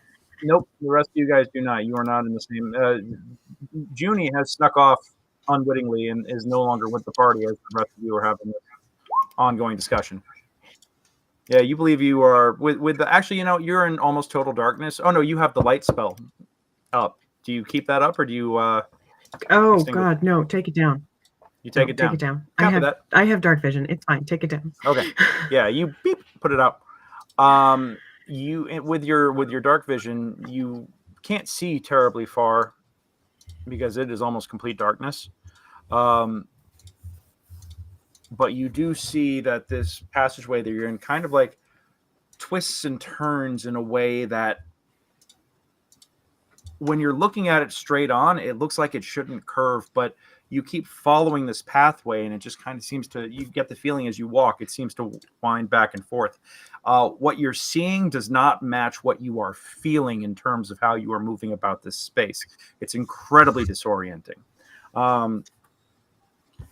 And before you know it, you kind of like come about this corner that wasn't even there a moment ago. And you freeze as you look into the darkness ahead of you, and you see what seems to be a mound of colorful rock. You're not quite sure, but it seems like this has all kinds of shades ranging from red to orange to yellow, all the way down the spectrum, down to indigo.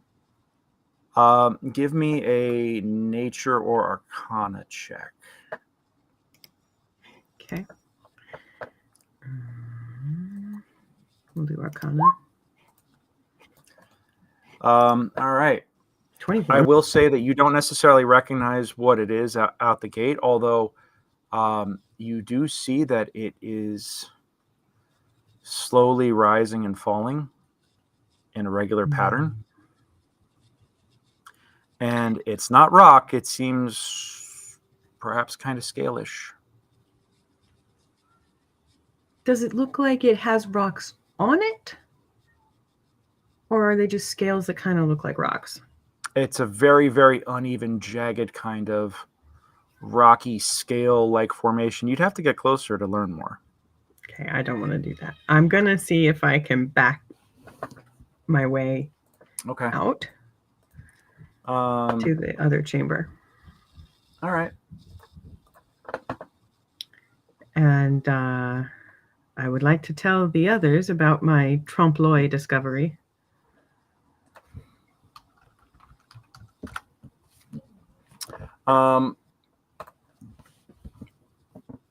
Give me a perception check real fast. Okay.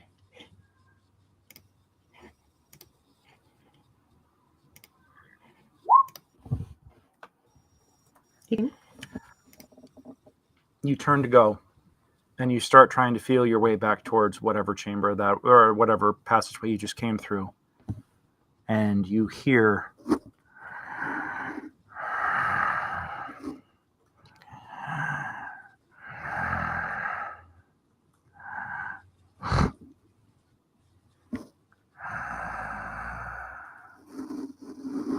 and you feel more than you hear it, but you feel the ground shift behind you.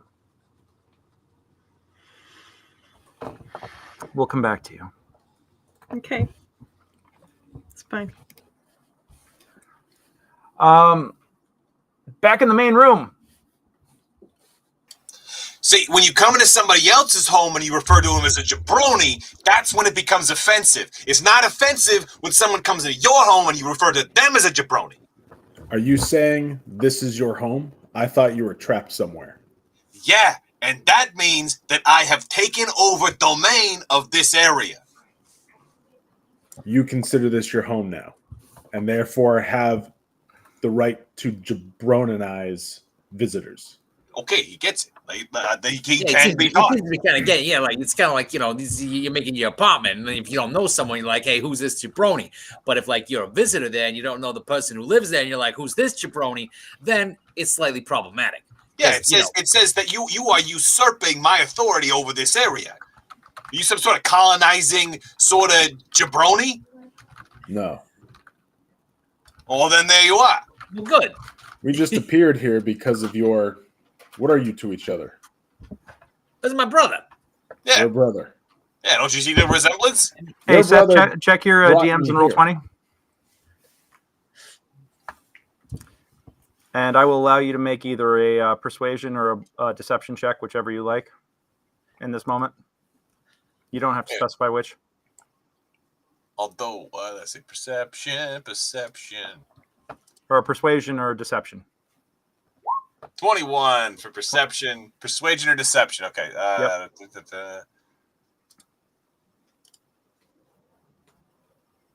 Oh, wonderful. 5. Yeah. Matt, you're you get the sense that as he's looking around, suddenly he's realizing that he's not where he's been anymore.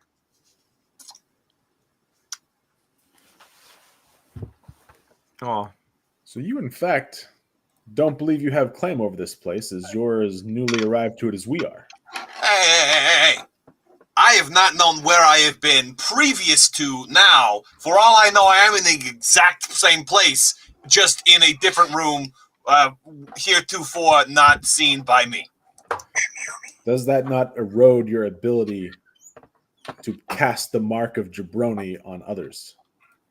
Well, it's not so much a spell. It's a wild magic thing, which is sort of my whole domain. You see, so the more that I am familiar with my territory, which I have herefore claimed this, the more that I am likely to jabronize you, as you have so astutely pointed out. Is it your position you wish to return to your family? I mean, they're right here. I mean, Miggy's right there over in the shell. Miggy, you okay? You good? He's not coming out. Miggy is currently, he's catatonic inside in his shell at the moment. Hey, you're gonna be okay. It's gonna be fine. I was born in the dark. I'm also making a stuffed animal right now for work. It's the whole thing. Okay. Oh wow. All right. So you're like, what does that sound? Yeah, I'm making a custom talking ninja. That is awesome. All right. Yeah, Miggy's okay. He's feeling his feels right now. He was really, really worried about you, and he wasn't sure if you was in the helmet or like something worse had happened.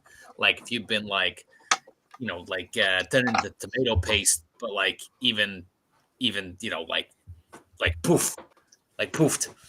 I mean, Miggy, you gotta understand. Tortletoni being turned into tomato paste. I mean, that's the dream, right?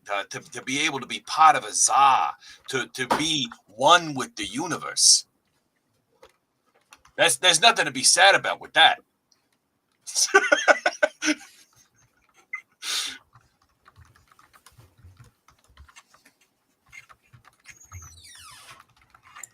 Yeah, I think he's gonna take some time still to like process. Yeah, that's Miggy all over though, right? Yeah. He doesn't feel the feels, and then he feels them real big. But I guess the question. But the question here is like, so he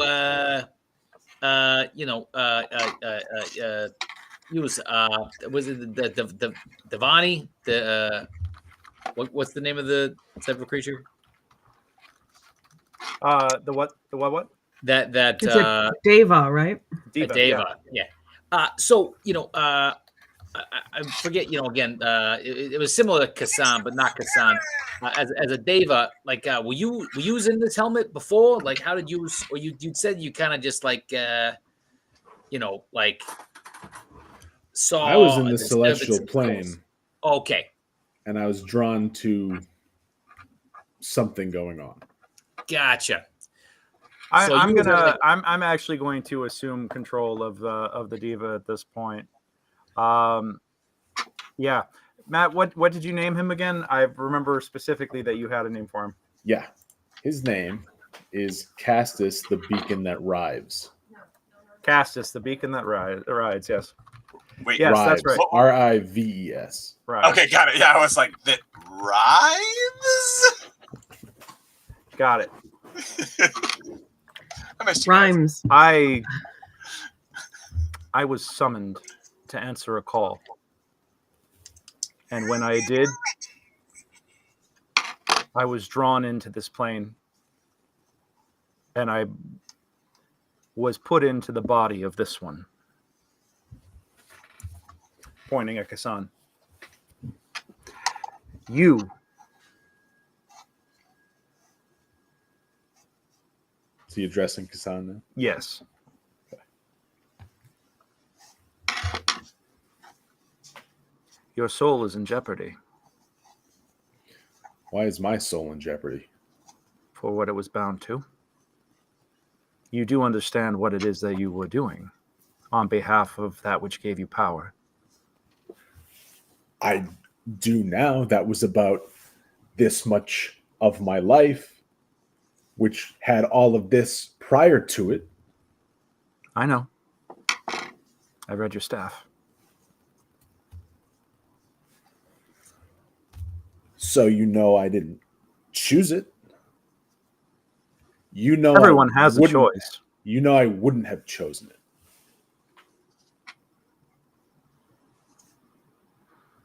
I know that you have the ability to make new choices now.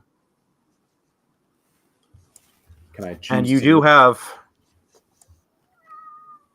friends that care deeply about you. A lost soul would not have a family like this.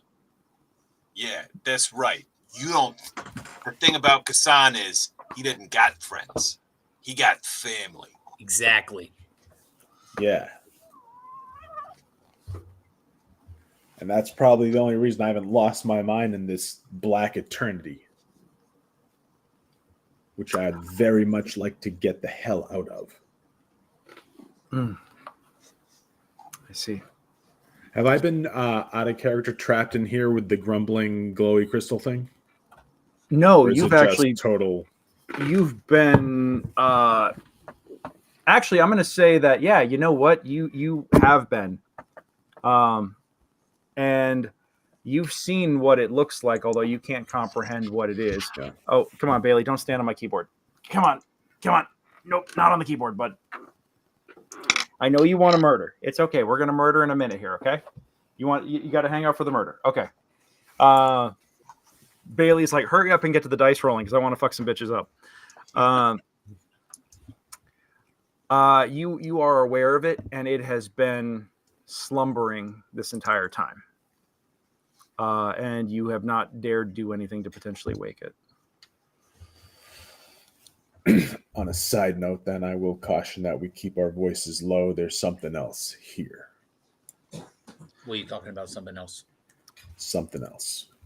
With that, the ground rumbles again. Junie, you feel something rising behind you. It's got something to do with the rumbling. Give me a survival check, please, Junie. Okay. I looked at it once. It was like this glowing, scaly thing. And when I got too close, it started to kind of stir, so I left it the hell alone. But things haven't been this shaky 16? since I got here. A 16. Okay. I'm going to say that it's fine. I have a whole new character. I could totally. It's all right. It's all right. Don't worry. I'm not going to kill you until you at least make it back to everybody else first, because I got to drag them into the trouble. So, but I will say though that you do manage to find your pathway back. As you feel the ground shudder beneath you. Yeah, you actually do manage to find your way through the twists and turns, and you come bursting back into the group. Guys, the walls are a lie. What does that mean? That's more or less accurate. It's a Hey, Journey. It's an illusion. It's an optical illusion. It's not magic. It's just there's a thing though. It's chasing me. It was asleep. You woke that thing up. We woke it up. I didn't. We might be.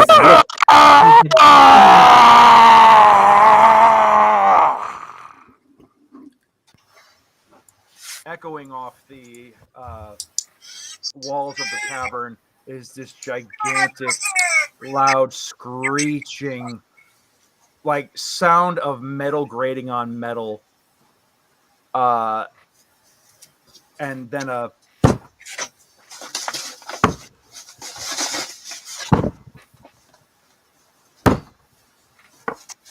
growing closer and closer. When the first rumble before Junie came back, I called up the protector cannon. First roll was an 11. The second roll now is a 12. When after Junie got back, so we all Copy that. HP at 12. All right. Not at maximum. I will say that Castus says, gather your defenses quickly.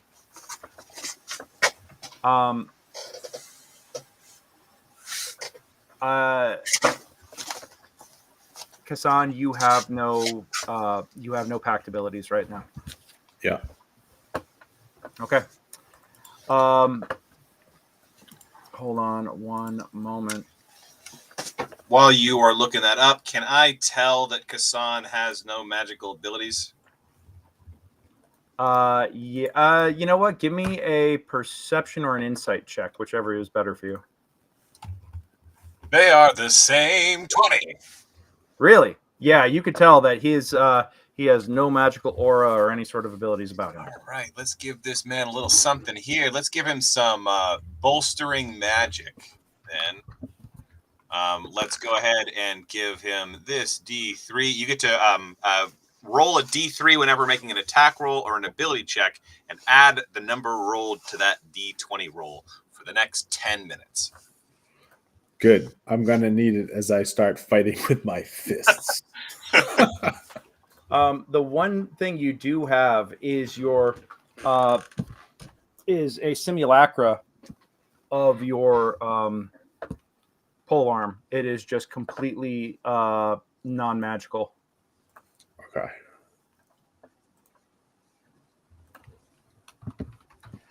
All right. I want you guys have literally one round to ready yourselves. Okay. What do you guys want to do?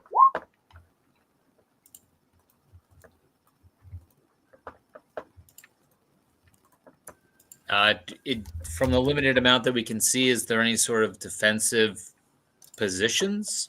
This is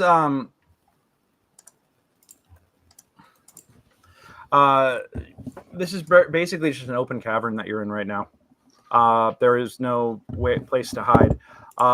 I will say that Castus looks at you and says, "You should probably try to find a way to get us out of here." I'm gonna use my chime of opening. Okay. This one round. Okay, you're gonna use your chime of opening. How many charges are you gonna burn? 3. Okay. Are you going to do that right this instant? Yeah, because I've got one round. All right, you bust out the chime of opening. You trigger it. The perfectly clear tone reverberates throughout. And like a hall of mirrors in an earthquake, it seems like the very walls of this realm shatter into glass all around you, revealing in front of you the very woken, very angry, 25-foot-tall, green, blue, purple, scaled, and slightly furry. I would say, actually, give me a round of Arcana checks, because fuck it, why not?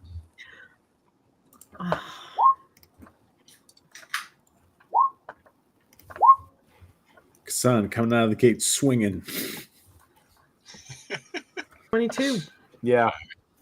22. Yeah, you've heard of this, but you never in your life ever thought that you would actually see one of these things. But this bears some sort of earmarks of what was once called a Tarrasque. Huh. Matter of fact, yeah. Matter of fact, for those of you who saw the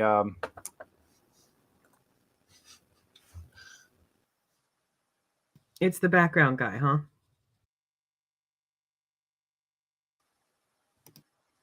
Wait a minute. First, I got to deal with this clown. Now I got this clown. Yeah, literally a clown.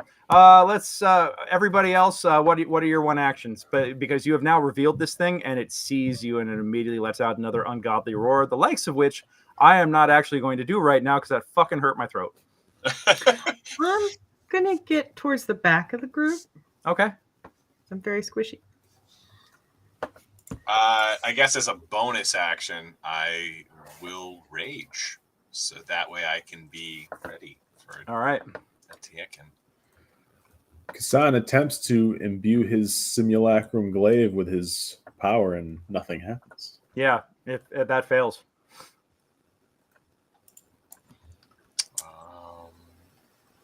Where is it? I guess I'm gonna also move up to half my speed closer to this thing. And here's my wild surge. And who's dropping spike growth?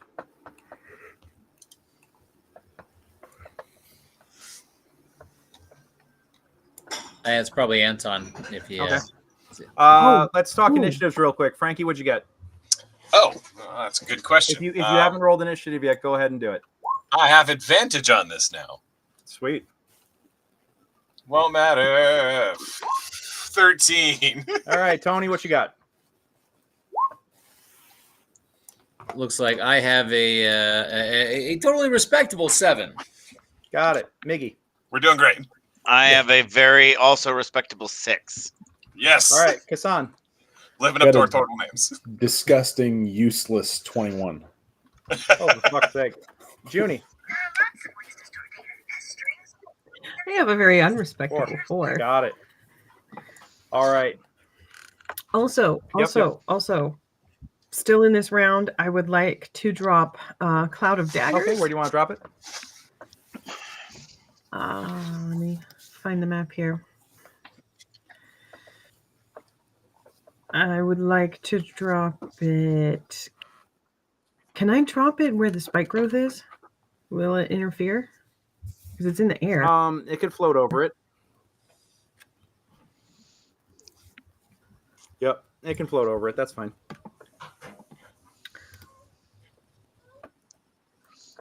That is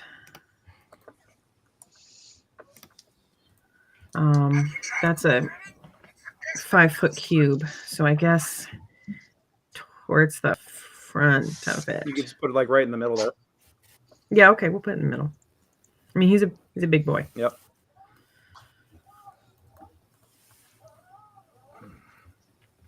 Okay. Bailey, you ready for murder time? Bailey, you want some murder time here, buddy? All right, we're gonna do some murder time. For my action, I'd like to examine the pocket watch to try and see if I have any sense of what's going on with it, how it's like. Well, trying to find. You did some off-label use, and you've had a number of you've had a number of strong magical, mental, emotional, and other kinds of connections with a number of beings existing within extraplanar nature, and for some reason, when you did some fine tuning. While you did have a successful time getting it to do a plane shift, you realize that you subconsciously programmed in a bias that assembled all the pieces of the puzzle into one place, as opposed to bringing you back to your intended destination. So you're now recognizing, like, oh, fuck that up. Cool. I mean, it kind of worked out, kind of didn't. And now I will give you, give me an insight or an arcana check if you want to try and fuck with it again.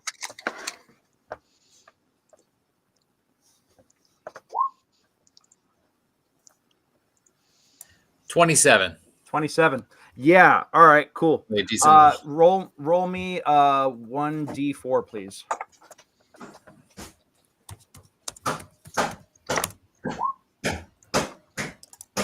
There's a 3. 3. Got it. Okay.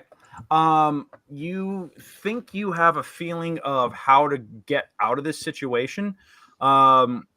You've connected enough with this that you think that if you are able to just stick to your own devices long enough, you will be able to navigate a way home for people. But it's going to take at least 3 jumps. Say at least 3 jumps? Yeah. How many gems do I have? That's the funny thing, is because it's still powered by corruption at the moment. It's still using technically the same charge. Okay. Gotcha. Yeah. But I do need you to do me a favor and roll me another d6 real quick. Okay.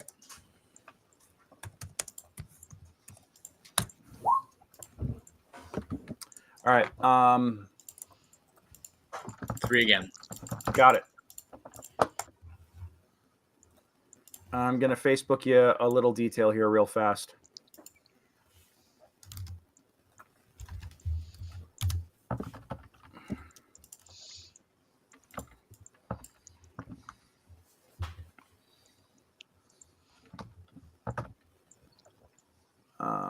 Oh my God, why does it? Okay, there we go.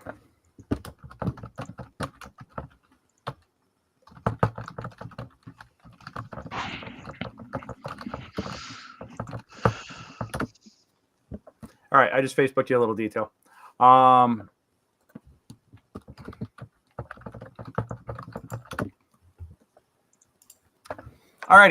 So with that, Kestis looks at the rest of you and says, "Steel yourselves. Here it comes."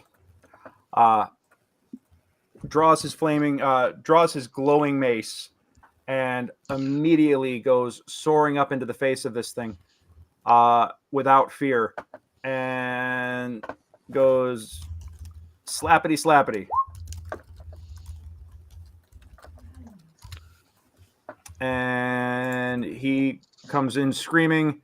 26 is going to hit, and the 10 is not.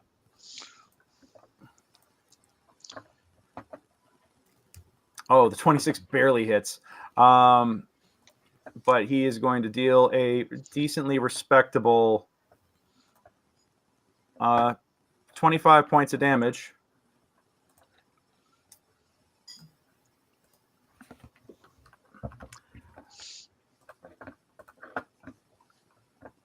And yeah, that's going to be it for him for the moment. Casan, you're up. What do you want to do? You actually see Kestis turn back to you and say, "Now is the time to prove your mettle, son." Is this spike growth is this a thing here? Yeah. Yes. Okay.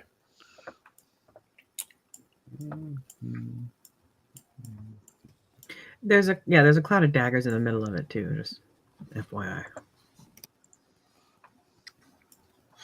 I'm going to use my action to double move. Okay. And got it. Setting up advantage with Kestis. Okay. Yeah, you immediately get into its get in behind it, providing advantage. Providing a distraction. Give me a Give me a charisma check real quick.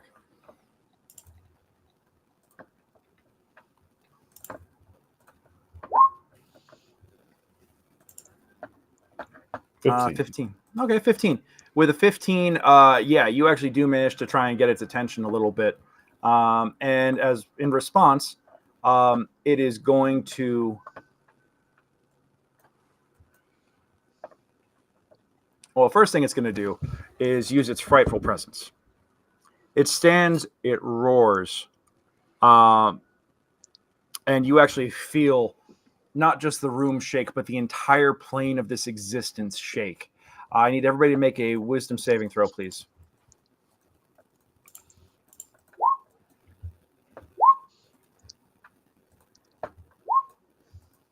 Casan, you get advantage.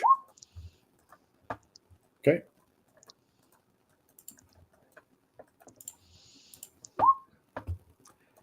All right.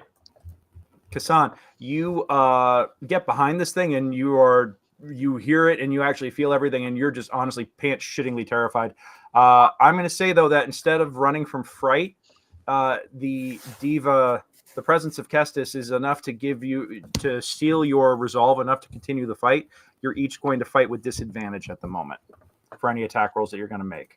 Okay. So with that advantage, it actually neutralizes things. So you're not going to just be forced to run in fear. No problem.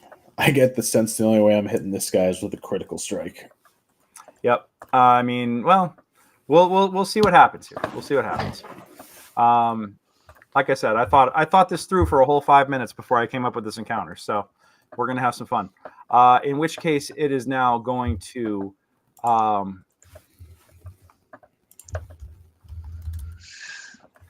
It's going to bite, claw, and it's going to tail whack at. Yeah. Oh, it's going to crit, claw. It just starts ripping into the diva here. That's 20. That's 66 plus 27 plus 29, and then 23 hits you, Casan. Don't forget it's 12 temporary hit points. Yeah. I have not forgotten the 12 temporary hit points. And I guess, to be fair, I should also mark that I think. Nope, never mind. No, actually, Frankie, you did make your wisdom saving throw. Yes. So you don't get disadvantage. Oh, no, it was more of I should be 20 feet closer on the map than I actually am for my rage, and I have the ability to remove half my movement. And I was like, that's close enough to get me there, and it's not. I was putting myself in harm's way and being honest about it. Okay. Yeah, the 20 odd hits me. All right, you're going to take. I need you to make a strength saving throw and take 21 bludgeoning. Okay.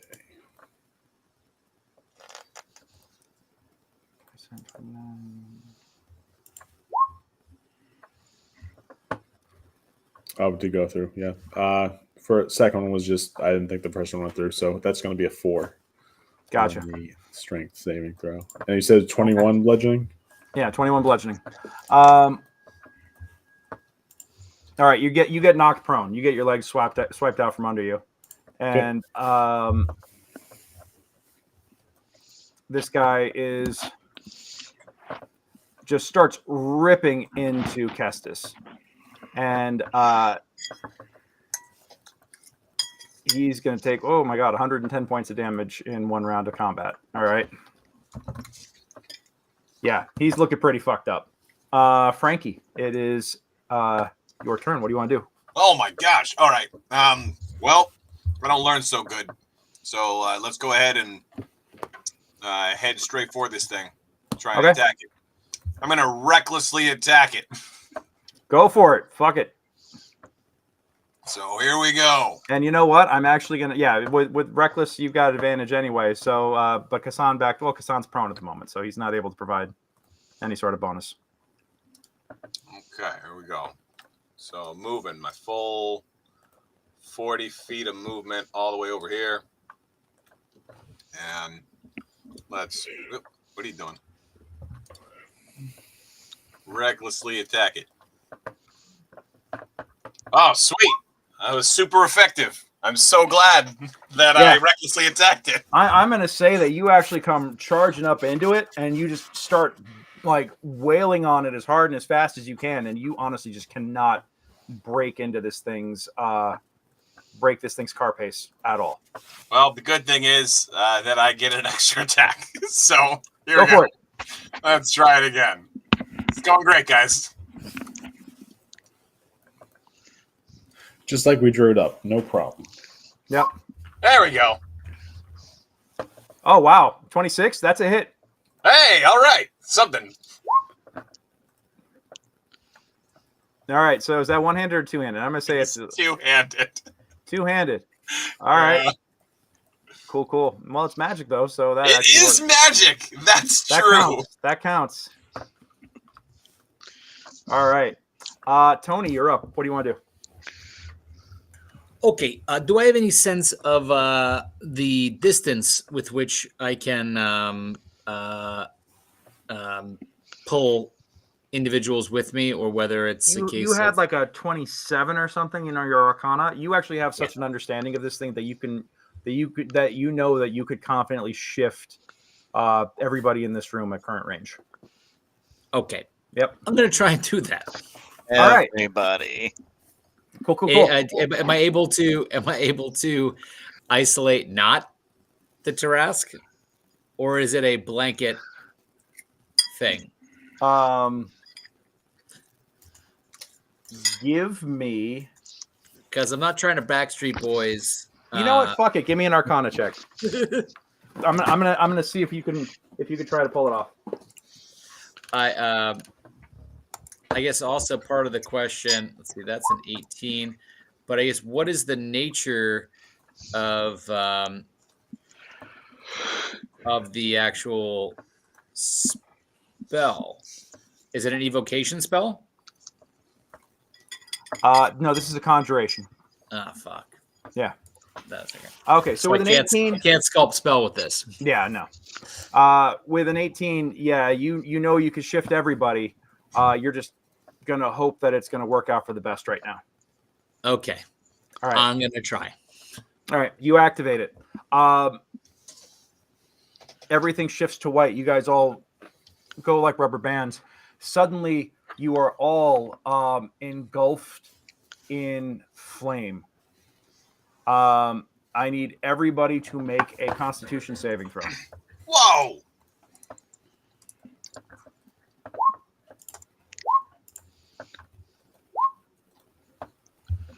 Wow. That did not go well. All right. You each take 11 points of fire damage. Yep. I'm going to say that that's magical for damage reduction. The spike growth and the other, I'm not going to shift maps on you guys because I don't want to fucking waste that bullshit. Don't forget your 12 temp HPs. Yeah, the spike long growth. Gone. Yeah, long gone.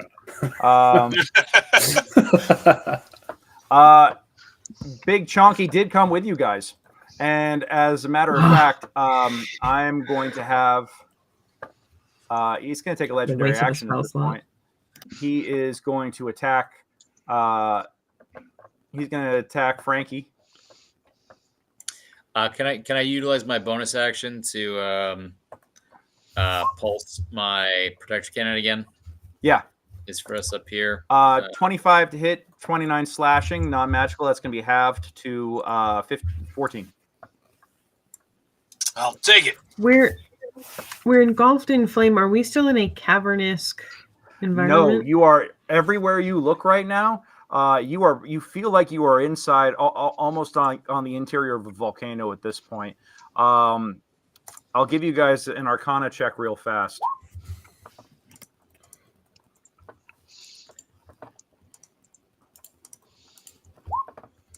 Oh yeah, I know where we're at. So for Junie, you recognize that you're in the elemental plane of fire.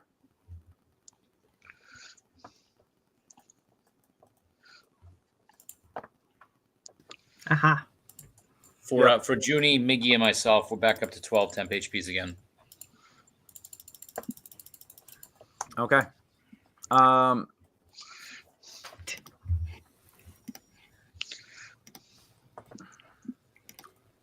And one claw attack. Yep. Okay. So, and is this? No, it's just a straight up claw attack. That's really weird. I would think that it would be magical, but it is not magical. So yeah, you only take half, Frankie. All right. So that's it for that legendary action. Let's go ahead and bring it over to me. Hey, it won't have a lair action. That's true. Yeah. Although, thank you very much, Greg, for getting the Full House theme song stuck in my head by saying "Everywhere you look." Yeah. Everywhere you look. Okay. All right. There's Miggy, a what you doing? Tarrasque that wants I'm to bite going. your face off.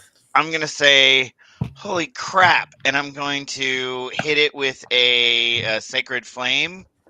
Okay. So Dex 15, or it takes 2d8. Okay. I get advantage against spells. I fail it. It does not give a shit, so it fails. Going ahead and deal the damage. 2 magical radiant damage. Wow. All right. Yep. Yeah. Is it still up? I mean, barely.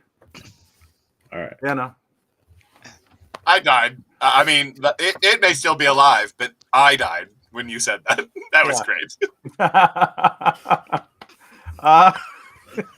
All right.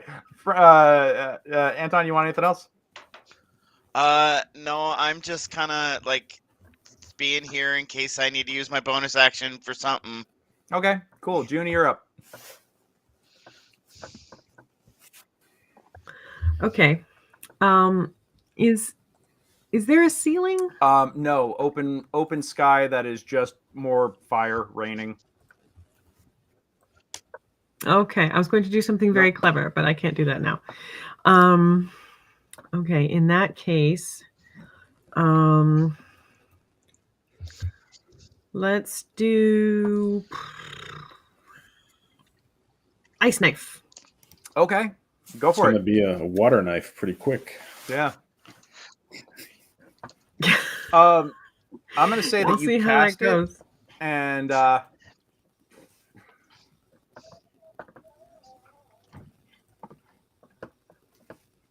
oh god, what's your and also because I remembered the AoE. Hold on, I remember the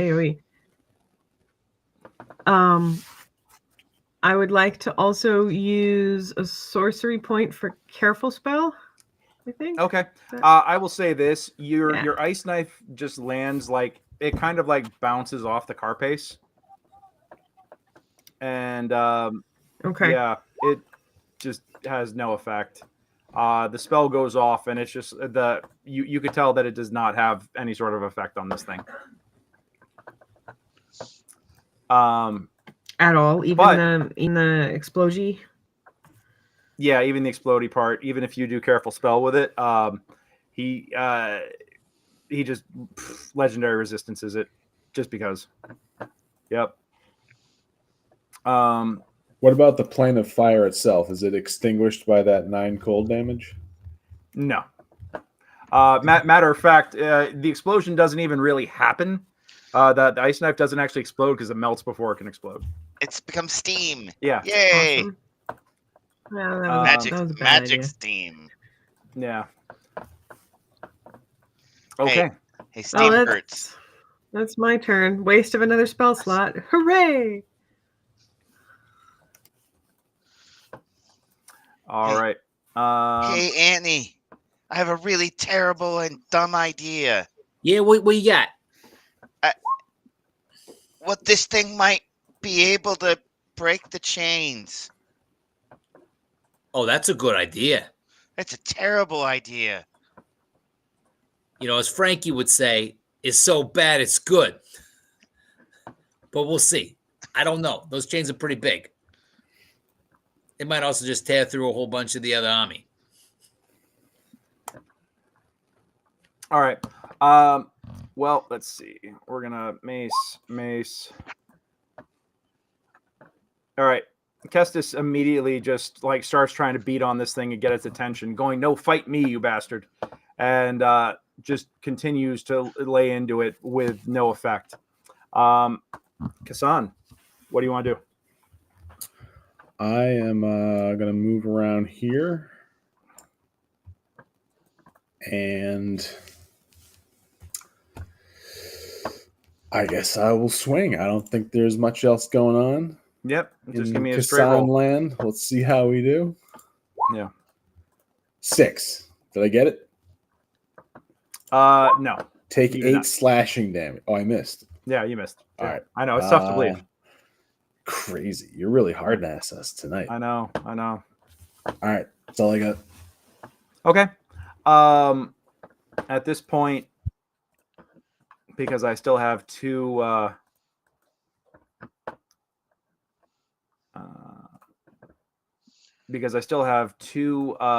actions, legendary actions left this round, and my turn is next. I'm going to go on ahead and chomp. And let me see. I got 3 different options to chomp right now. So he's going to try and chomp the angel.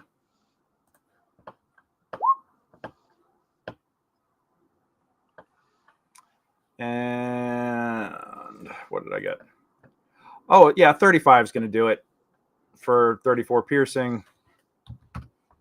That's going to hurt like hell. He's going to restrain him, and I get a strength save.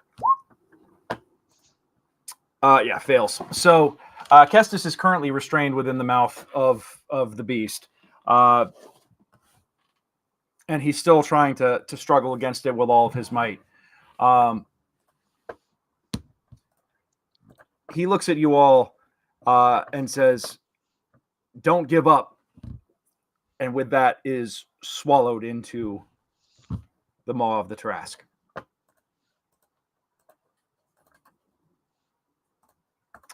All right. Oh no, that guy! Oh no, that guy. Yeah. All right. In that case, let me see. We're gonna go 1 for Casan, 1 for Frankie.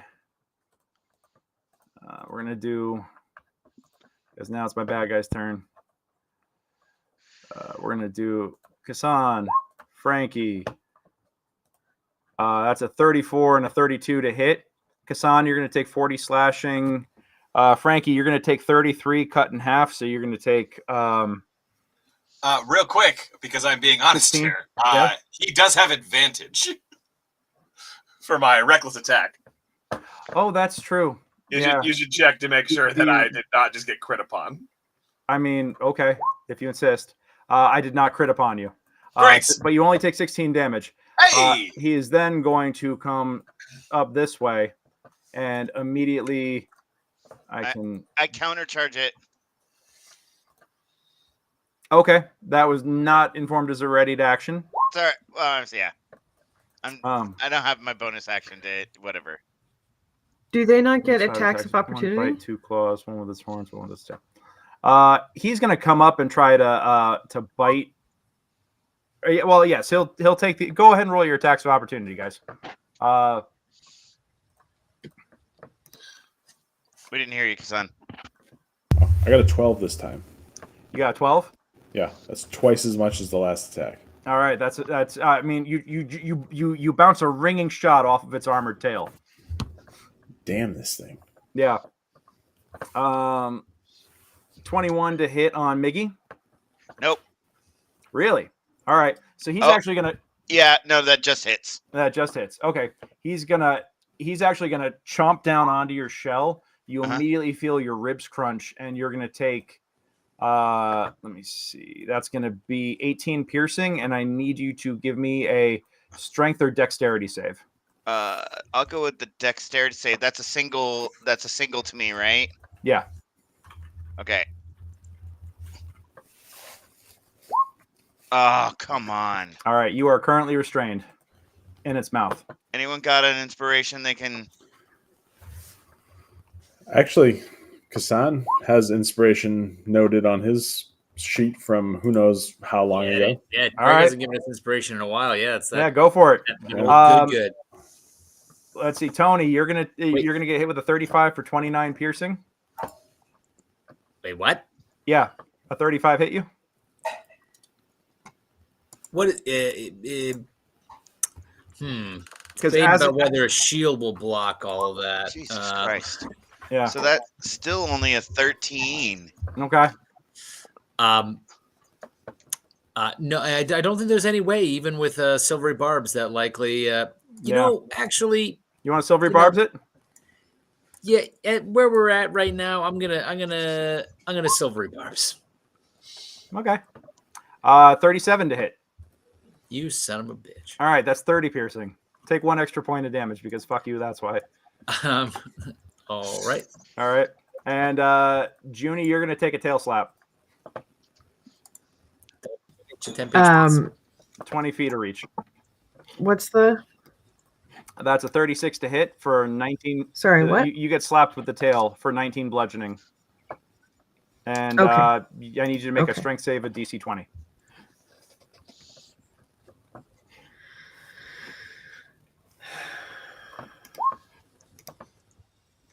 Oh, you know what? so I'm going to close. call that. Well, I mean, you technically rolled a nat 20. You actually get its tail comes around and knocks your legs out from under you, but it knocks you into the air so hard you actually flip and barely land on your feet. Elf bullshit. Yeah, I'm calling elf it's bullshit. Consti elf bullshit. Yeah, 100%. Cool. Yep. Hollow bones bullshit. Elf bullshit. Yep. Okay. That is that for that. And let's go to Frankie. All right. So Miggy is or is not in the Tarask's mouth. He is currently trapped in its mouth. Yes. All right. It looks like I'm going to come to its aid. I don't know how, or to Miggy's aid. I'm not entirely sure how that's going to work. Quick ruling. My bolstering magic feature says you can touch one creature which can be yourself and confer one of the following benefits. It does not say that it is an action or a bonus action or a free action. It just says that I can touch somebody. I'll let you do it. All right, cool. So I'm going to also use that on Miggy.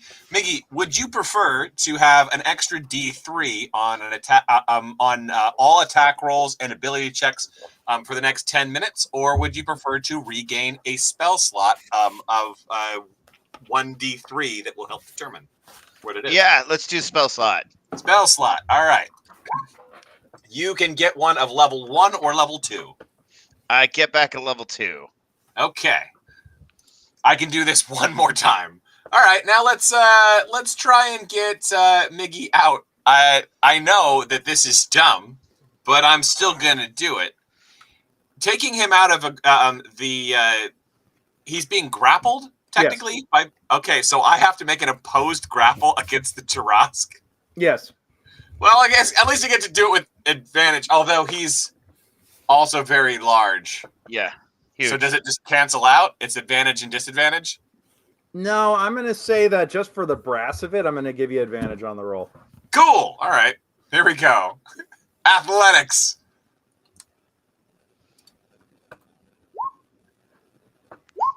$29. It's not going to get a lot better than that. Holy shit. I got a 23. It worked. Yes! Miggy, you're free. Okay. Yeah. That's one of my 2 attacks. So let's use the other one to, I guess, hit it with the sword. Hit it with, go for it. This will be one-handed because obviously I would have used one hand to pull out Miggy.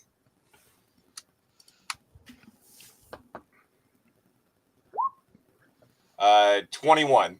You go stabbing this thing right in its face, and you get it, and you actually feel the sword kind of like dink off the teeth, and you have this moment of looking at it as it looks you in the eye.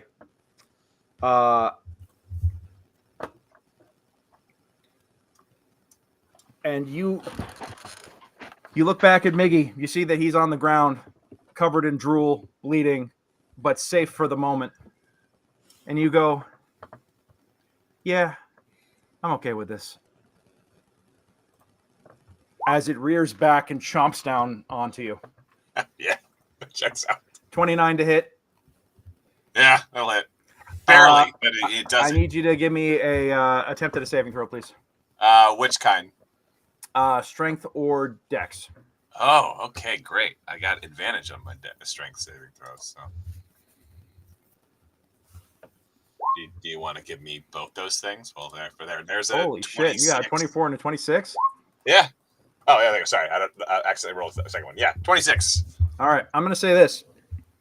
It chomps down onto you, and you manage to shove its. You actually feel its fangs busting through your, busting through your hands, piercing your flesh, and you feel it like you've got another lower fang going through your lower leg. It's starting to try to chew you up, but you use all of your rage and all of your anger, and you manage to actually push its mouth open.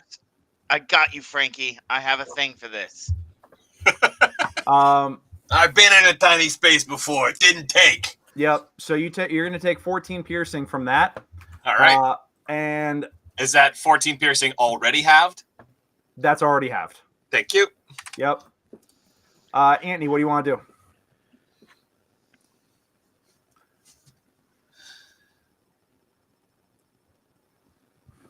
Also, I should say that as this thing's mouth is open, Frankie, you look down and you actually see a glowing white light flare up and then dissipate.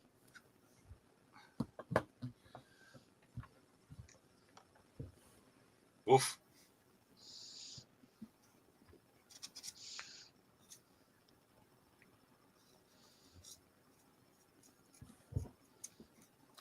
All right. Tony, what you doing? Okay, first things first. I'm the realist. I'm going to drop a heal and let most of the party feel this. Cup of goose, cup of Chris, cup of ice. So bonus action, 2. Well, 7. 7's better than nothing for those in the vicinity, which would be everyone except for Casan. Okay. That's okay. I got a hit point. Oh, good. And then I'm going to take my action to activate the item again. All right. And give me an Arcana check, please. And what is my... Oh, boy. 11. 11. All right. Do me a favor. Roll me a D100.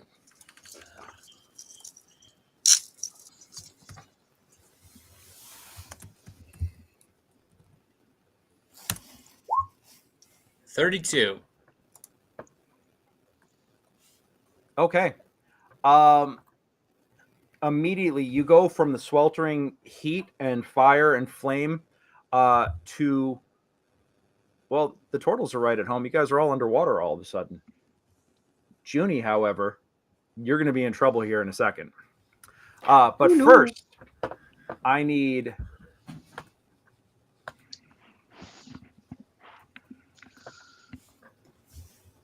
Frankie... Oh, actually, I need everybody to do me a favor and roll me a Constitution saving throw. God dang it! I can't make a saving throw. Literally, I've rolled a failure on every saving throw today. Anton, do we always roll this bad, or is it only when I am present to bring my Frankie luck for these rolls? I'm not sure. I just want to know. I don't know.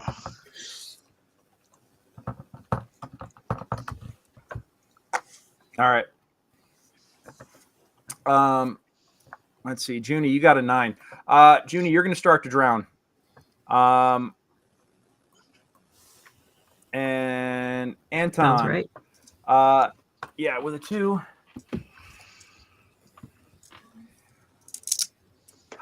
Ooh, is this where I do this? Or I'm going to...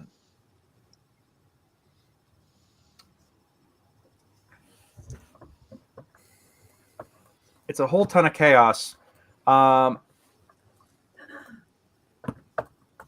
need...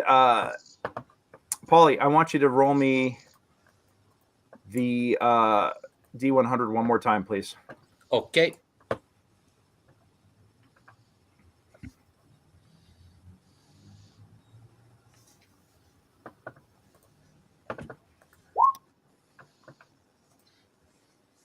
20. Got 20. it. Okay. Fantastic. All right. Whom? For whom is it fantastic? I would like to know. Well, I will say this.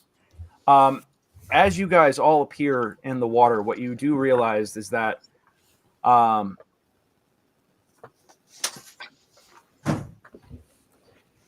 Junie's there. Miggy's there. I need everybody to roll me a perception real fast.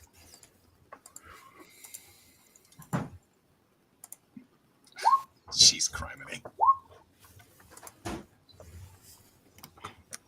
All right. Miggy.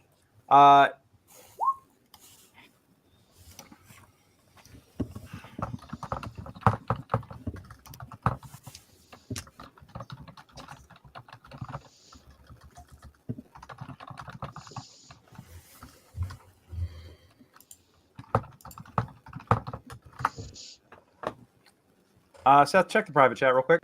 Thank you.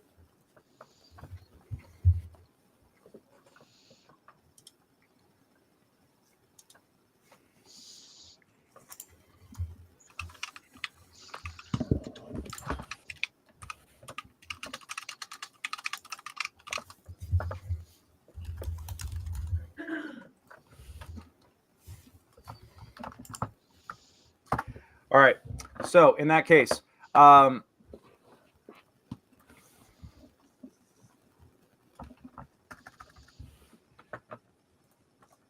sorry, I am just figuring things out real fast because I'm trying to find where my table went for what happens in the elemental plane of water. All right, with the failed saves, that's Anton, Junie. The two of you are going to take 66, basically pressure damage. I did. Yeah. Well, you're unconscious. I'm actually, not mini sub. How many hit points did you have left? Oh, I was back up to 32. Oh, okay. But then you took Total. Not 66, 6d6, right? Oh, Yeah, 6D. Okay, I was like, so you're each going to What, take 66? you're each going to take 20 points of basically a force damage. Yeah. So you're saying there's a chance. okay. Yeah. I'm not dead then. Don't forget your 7 temp HPs. I'm Yeah, fine. don't forget those. I'm fine. This hurts, but I'm fine. I was like, All right. no, I just implode. All right.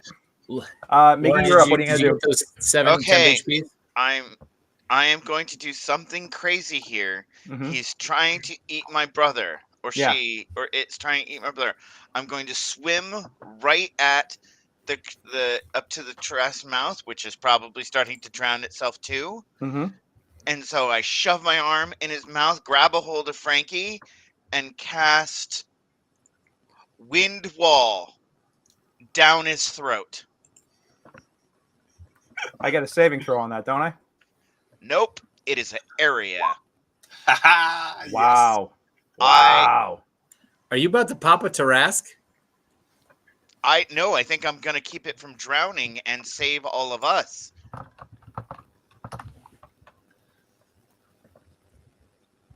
All right. 50 feet long. hmm How deep are we? Expansion of gases? You can't quite tell how deep you guys are right now. Because there really doesn't seem to be any sort of surface. So it's and- only gonna go about 10 feet probably into it. Hopefully that'll provide air space enough that Angel can fly out, that it'll make hold a- its jaws open, and then the air will the wall will triangle out so that Junie can get some air, and that Casan can swim over and get some air too, and kind of wrap him up and keep the water away for as long as I can hold the spell.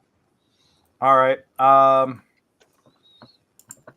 I'm going to say is that you actually wind up projecting it back at least 50 feet. Mhm. Like it's almost like you're punching it with an air cannon. Mhm. And even with the resistance of the water, its head snaps back and it soars. Because I literally failed my magical resistance save twice.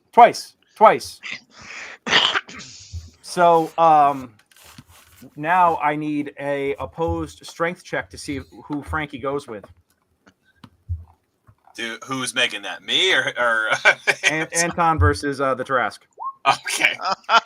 Go, Miggy.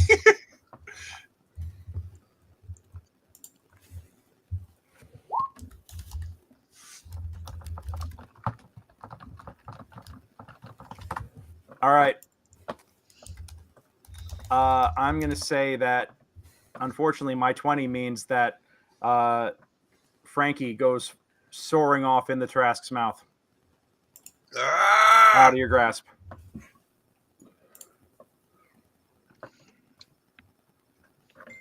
It was a good idea, Miggy. He slips through your grasp just barely.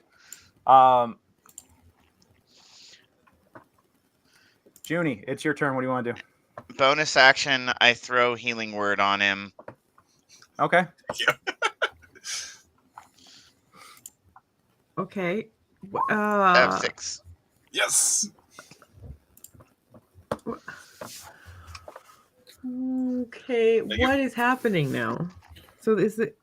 Where's the thing? It's gotten blown back about 60 to 100 feet. And it's immediately going to use its legendary action to try to swallow Frankie. What's my save on that? How far away is it? And it's a bite attack. How far away? Let me see.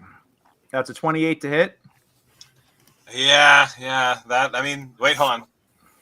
Yes. Okay. Yeah. It does.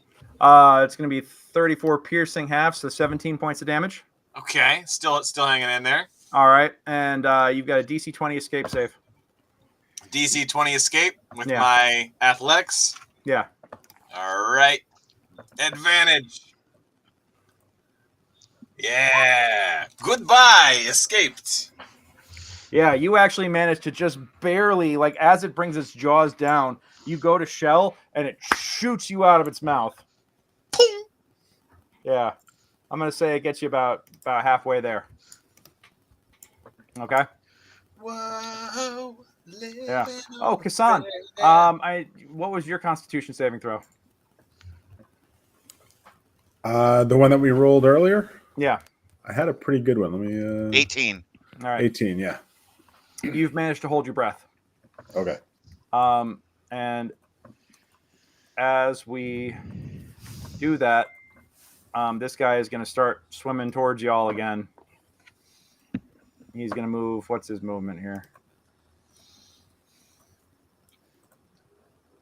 Oh, good. He's back in range. Oh, yeah. He's going to take a double move. And, well, no, I'm doing this as a reaction, so hold on. He's 35, 40. Okay. So, correction. I get to about here.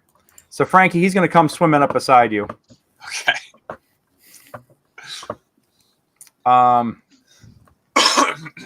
right, Casan, it's your turn. What do you want to do?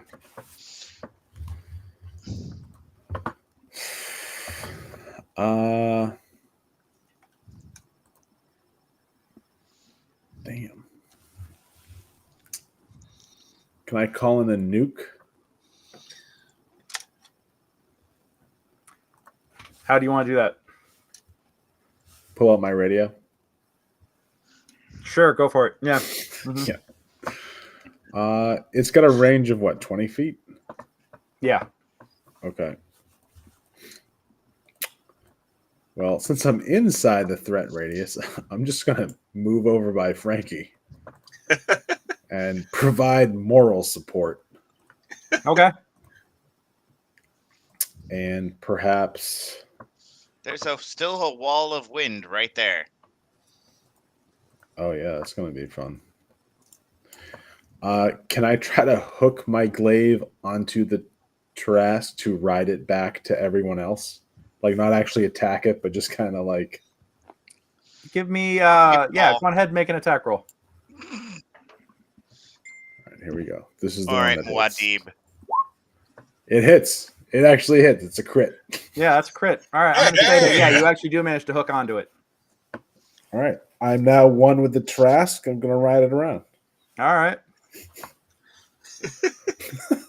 Can I bonus action reach out to grab Frankie's hand with my other hand so I bring him along?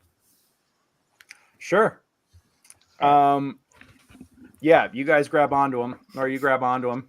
Frankie, do you accept being Are grabbed? you reenacting Oh, yes. the end of Aquaman? All right. The end Well- of what? Aquaman. Yeah, I think we're going there. This sounds exactly like the end of Aquaman. All right. Well, it's going to be like this, guys.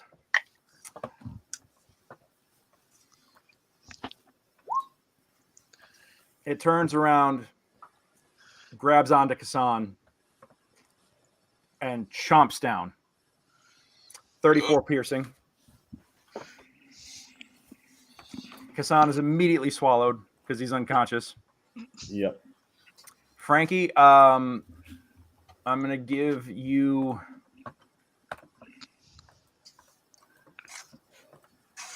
I'm going to give you the opportunity to possibly get out of the area of effect here. That is this swallowing effect. Give me an athletics check.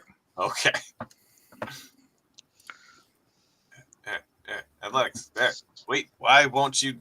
Yeah, give me the thing. There we go. 22. 22. Not quite good enough, man. Yeah. Yep. You're also going to get hit. Ah! It's going to be 16 piercing. I'm at 0. All right. You both are swallowed by the beast. At this point, Junie, you are grabbing your throat and kicking and flailing, trying desperately to stay alive. The Tarrasque, Yeah, because you guys skipped me. the Tarrasque is going to immediately turn towards you all and start swimming in your direction, swimming against the wall of air or the wall of wind.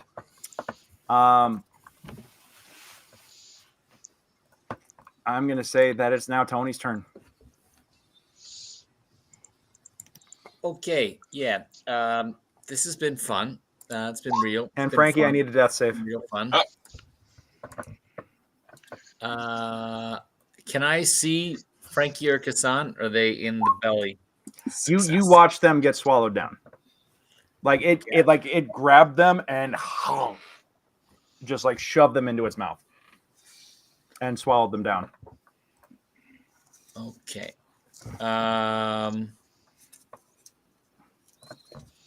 Okay.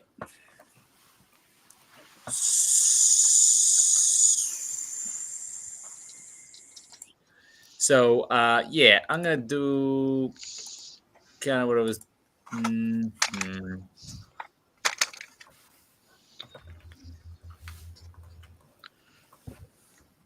Yeah, that's what I'm going to do. Okay, I am going to move forward. 2, 3, 4, 5, 6, 7.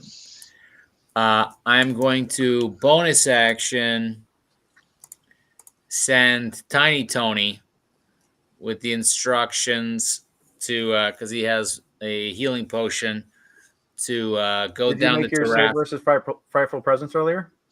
What's that? Did you make your save versus frightful presence earlier? I believe so. What was the difficulty? I had a pretty 17. good roll on that. Let me scroll up to take a look at that. Was that the wisdom saving throw? Yeah. I had a 16. You cannot willingly move any closer to it. But you know what? I'll give you at the top right now. I'll give you a wisdom saving throw against it to see if you can shake it off in desperation. Oh boy, come on. No whammies. Nope. No, you Oh. can't. You cannot Right. will yourself to move towards it. All right. What about Tiny Tony though? Tiny Tony needs to make a wisdom save. Okay. Come on, TT. Yeah. Let's see here. Can he? Hold on, let's see here. Passives. Nope. It's music. Okay. Come on. Come on. Nope. Okay. Oh, All right. Okay. Well, in that case, then I will pulse the. Okay. No, I can't really do that. All right. Yeah, I'm gonna pulse the healing cannon and click the watch again to Okay. try and get us out of here. Got it. All right. Everything goes to rubber. Give me a round of perception checks real quick. I have a really good view of the inside of the Tarask with an 18. With an 18. Yeah. The last thing you see yourself sliding into darkness, and the last thing that you feel is sizzling burning as you are starting to be dissolved by the stomach acid of the beast. And then you slip into darkness. Miggy, Tony, Junie, and the three of you find yourselves soaking wet, but in a jungle suddenly. Maybe not so much of a jungle as much as it is like a mystical forest. You look about and you see gigantic butterflies going by, large caterpillars. One of them's wearing a top hat, and it kind of like gives you a little nod as it crawls on by. There is no sign of the beast or your erstwhile comrades in arms.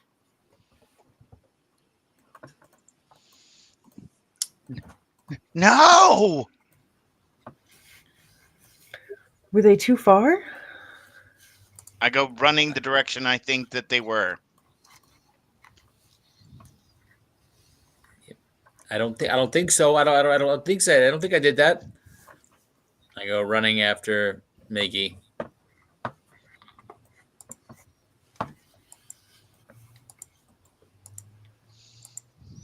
Junie, I need you to make a Constitution saving throw real quick. Oh God, what now? You got lungs full of water. Oh yeah. You might just do some dry drowning here if you do a bad roll. Oh, balls. Yeah, you go unconscious. Oh, shh. Do I notice? Yeah. Give me a perception check. Is that with the 7 temp hit points? It's not a matter of hit points. Oh, okay. It's a matter of oxygen to the brain. Miggy, you go running. You look about. You don't see them. You turn around just to see Junie standing there. Uh-huh. She's basically blue. She stands. She hovers for a second, and she collapses onto the ground. Okay, I use shape water cantrip. And I pull the water out of her lungs. yeah. All right. Yeah, it's violent, but Nice. she basically like retches up this water in a giant gout. And after a second or two, starts breathing again and comes back into consciousness. Oh, thank you. That was close. I look around. I send out Tiny Tony and Owly to look for the Tarask and our companions. Well, as Mr. Bailey is now sated with the blood of players or their characters, Gee. I will say that is where we're going to end tonight's session. I wail as I go to shell. Oh, Biggie. Oh, poor buddy. Awesome. We just got him out of the show. Yeah, we just got him out. I just got to keep traumatizing him. I mean, it's just, it's just what's got to happen here. So, Alrighty, folks. Well, hey, if you've been hanging out here tonight, and I do see we've had a couple of people watching this evening, thank you all so much for joining us. Mr. Bailey's very glad to have you. Please like, subscribe, comment, share. Hope you had fun. I know that I had a blast tonight. Definitely, was just let's just fucking make some shit up and have a good time with it. But I have been GM Greg. You have been you. These have been the Tortletonis. All about the family. And this is Mr. Bailey. He's just chilling. But we hope you have a great week. Take care of yourselves. We'll be back next week. Same bat time, same bat channel. And until then, take care of yourselves, take care of each other. And until then, roll in 20s. Good night, all.